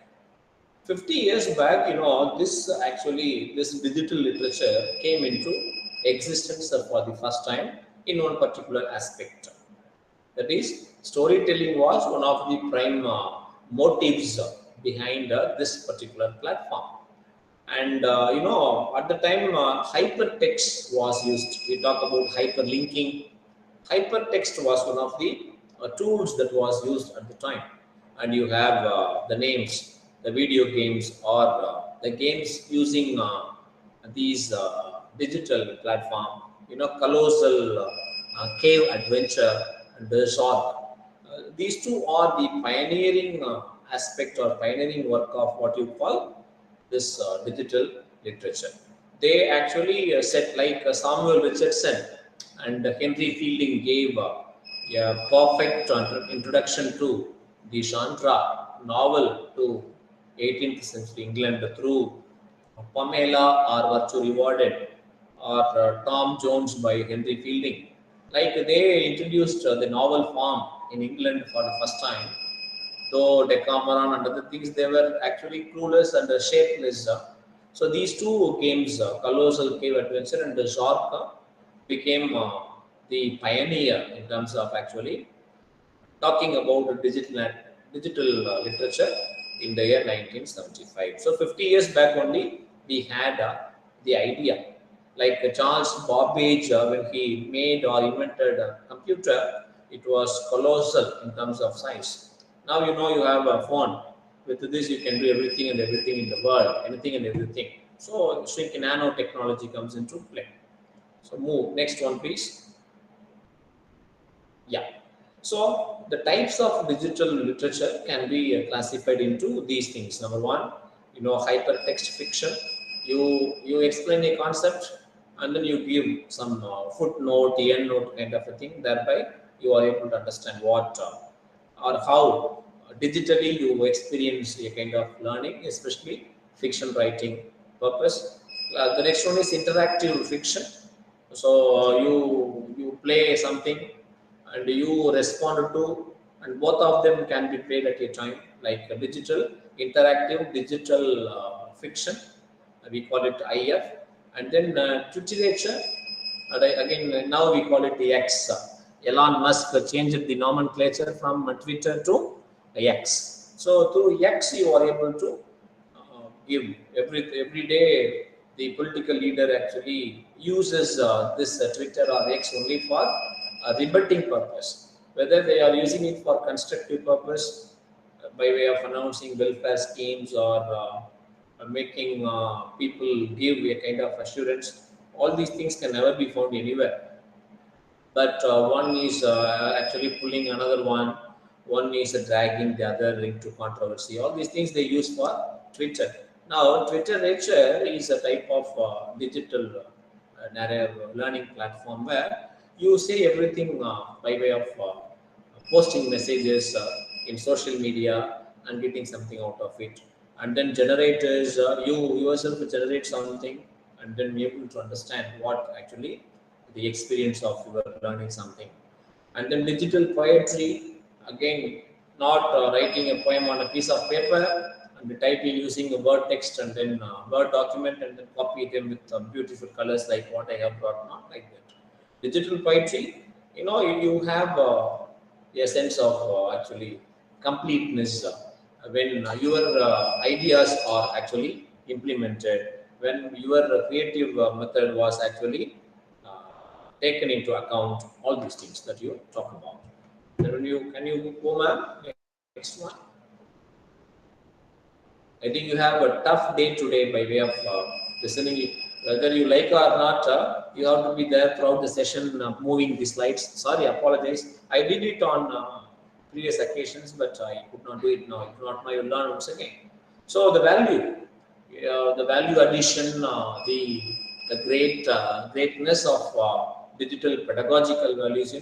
It is open education system. You can include open educational resources. So when you publish a research article, you ask whether it is open access or not. So digital literature is always open, and you have mobile applications, you have software, you have some devices that help you have a 3D effect. Small children going to a studio and they have that experience, sitting and then like as in magical realism, flies are actually going around you, and then birds are flying around you, and then you get a feeling of yes, I am also in a magical world, kind of a feeling that you get since it is open for all. And sharing syllabi can be done. Anything that you share. The one that I yesterday night at 1 o'clock I sent that message to Dr. Joshi. In 2 minutes he was able to see that. So anything under the sun can be shared, whether it is a syllabus, whether it is curriculum, any material for that matter, they can do it easily. And then this is very important. The third point. Sharing teaching resources through actually tools such as GitHub and Creative Commons are quite popular platforms with which we can either share anything or we can experience any learning through that. Via media is this GitHub and Creative Commons. And then you have self-paced program, like you can decide when you have to learn and when you have to stop. So self-directed, interest-based student project. So it is self-directed and it is based on the interest of the children. And then student project and other things can be done easily. You have one input, you get another output, but your output is decided by what you give. So this platform is acting as a via media, that is always there. And then you can publish using open access and open peer review, anything. I wanted to study Maharashtra state as a state that gives much importance to Veer Shivaji. Every Maharashtrian is proud to be associated with Veer Shivaji. I actually came to know about his greatness through his mother, Jija Boy something. Sorry for my pronunciation, Tamil pronunciation. Jija Boy was the one who was behind his success. It was she who taught him ethics. And when the Tipu Sultan when he was defeated and his wife was brought back, it was Veer Shivaji who sent her back. No. She looked very beautiful. I wish she should be my mother in my next birth. Kind of a phenomenon. When I see that particular story in a digital mode, when I visited Aurangabad 5 years back, 2016, I could find more statues of Shivaji in at the center of every street.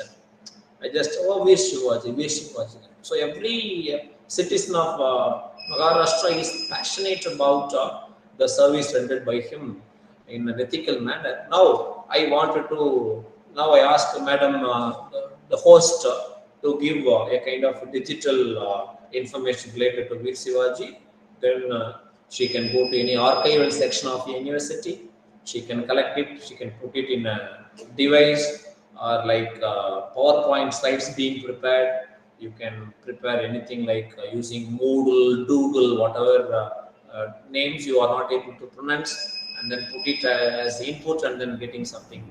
And then you get a feeling like you are like you have a competition, cultural competition, where you have to be talking. After that, you have to remain freezing momentum.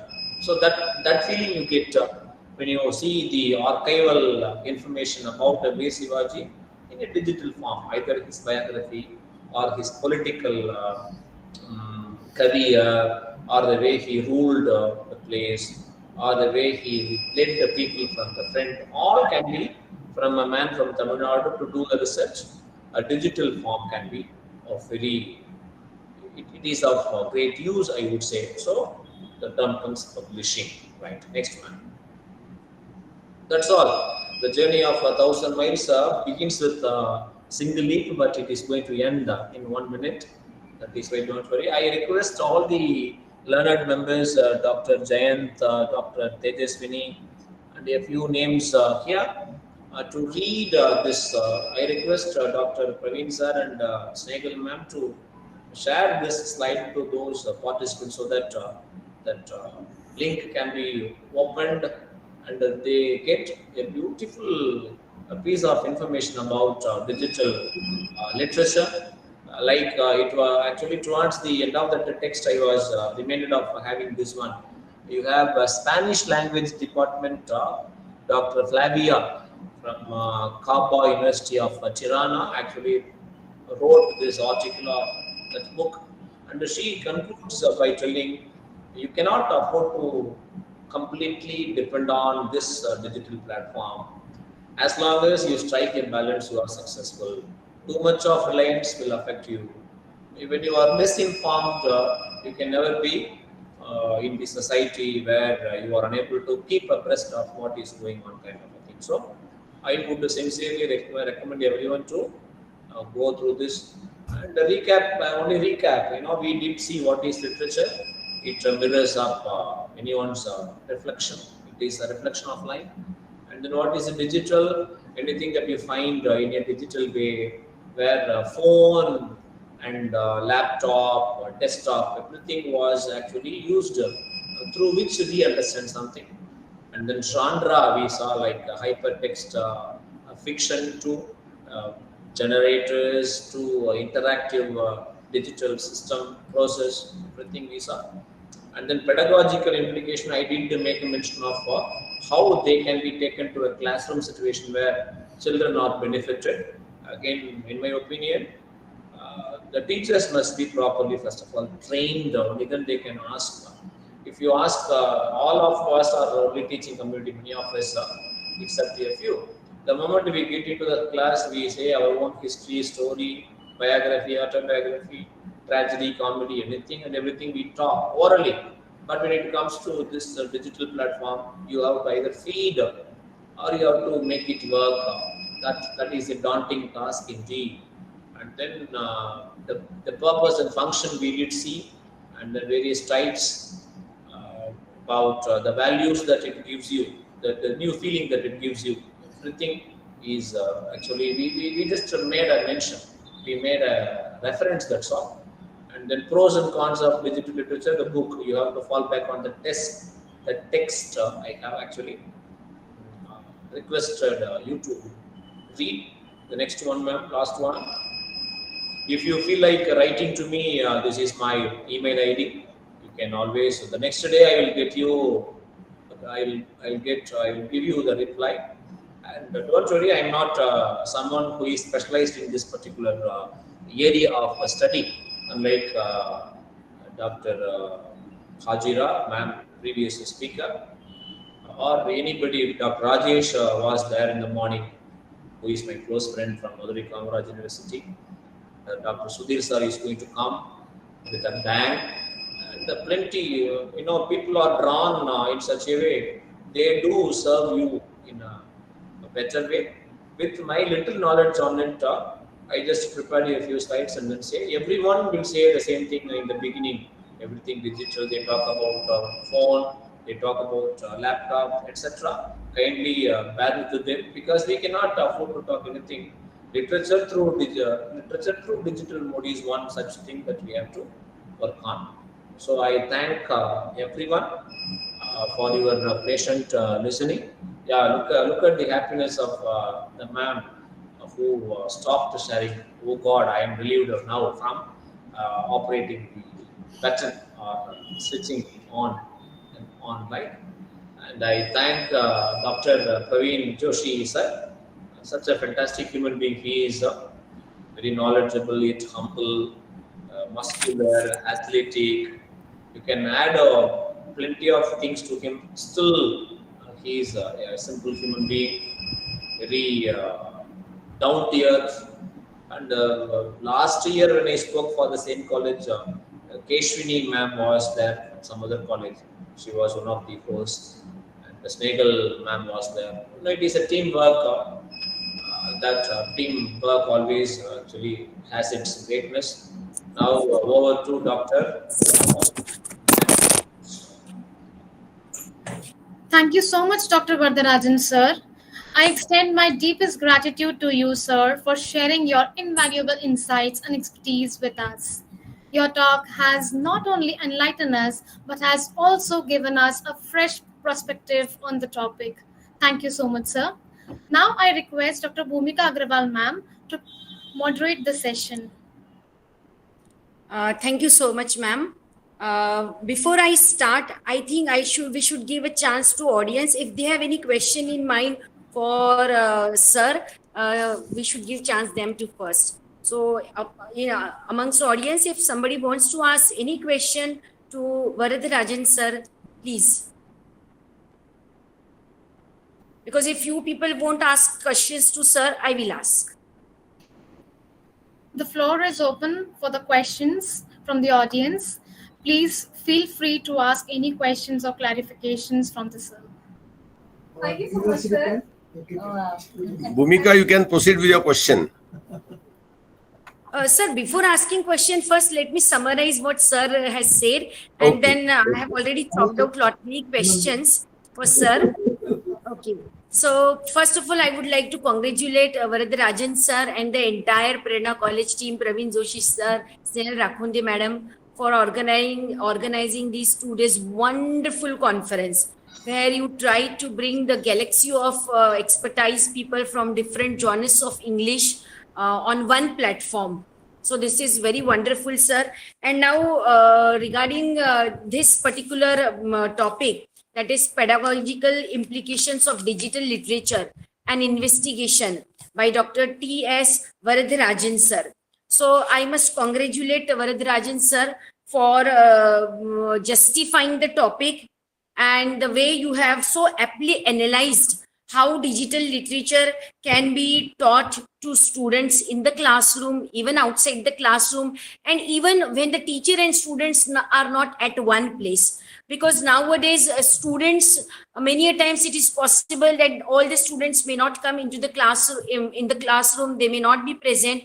So nowadays we have the facilities that it's not mandatory that the students and teachers, they should come at one place. So definitely these digital tools, online tools, they can be of great help.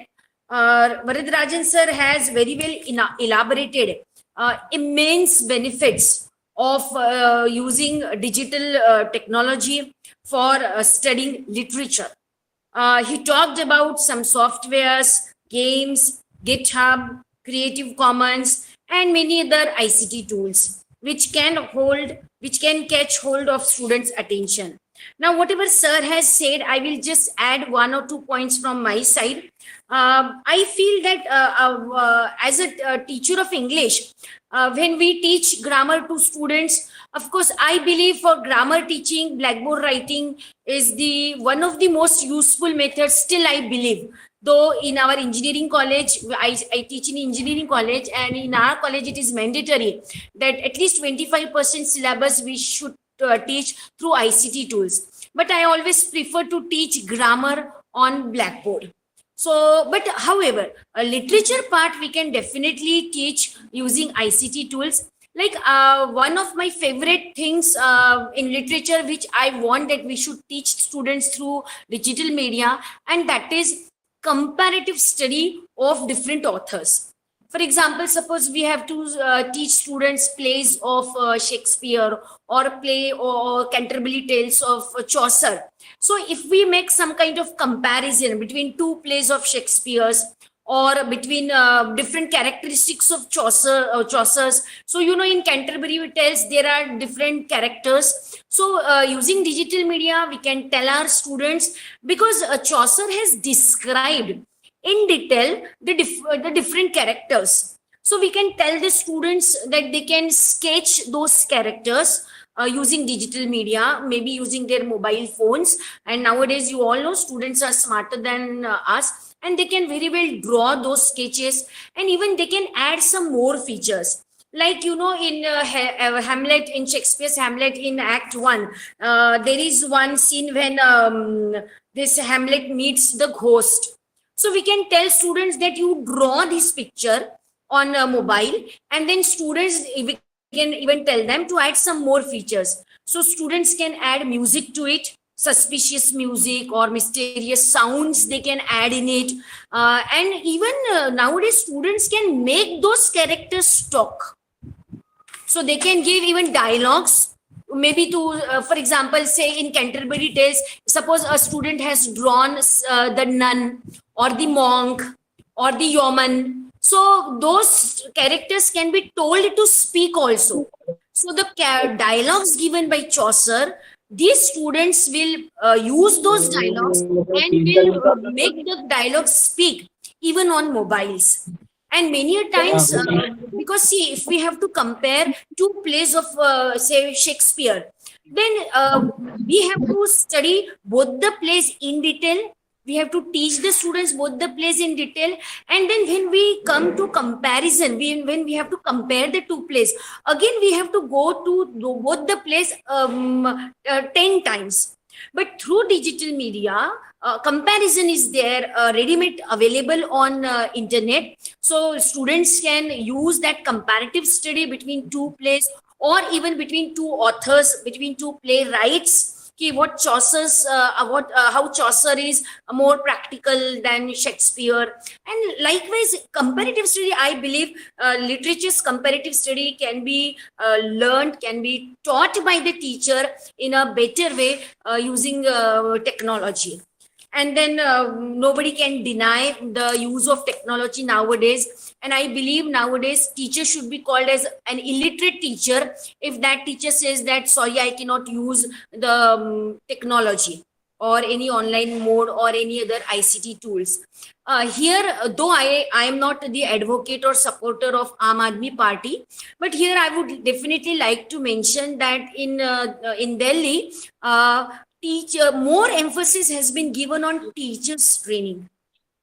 And that's why see the educational standards of even public schools in Delhi, because teachers training has been given due emphasis, which is otherwise little bit avoided or maybe ignored or sidelined in other states. So I believe that when we are talking about digital literature, talking about online mode, talking about ICT tools, even I believe that teachers training should be organized by government of India, by the state governments and other educational departments time to time, so that people can learn. And because when we are told that yes, we have to teach some or the other part through online media using ICT tools. So in that case, the teacher gets pressurized, and the teacher then takes anything from internet, because internet has so many apps, so many tools.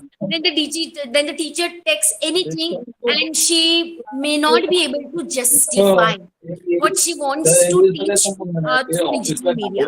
So here I believe that teachers training for teaching using tools, using ICT tools must be there, given emphasis by different governments and even by education departments. That's what I want to say. And one more thing here I want to add, that nowadays we all understand Bloom's taxonomy. So in our traditional classrooms, generally the first three aspects.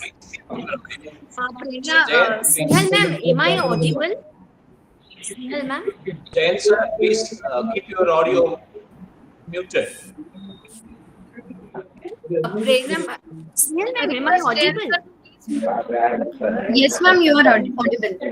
Okay, just last 1 second.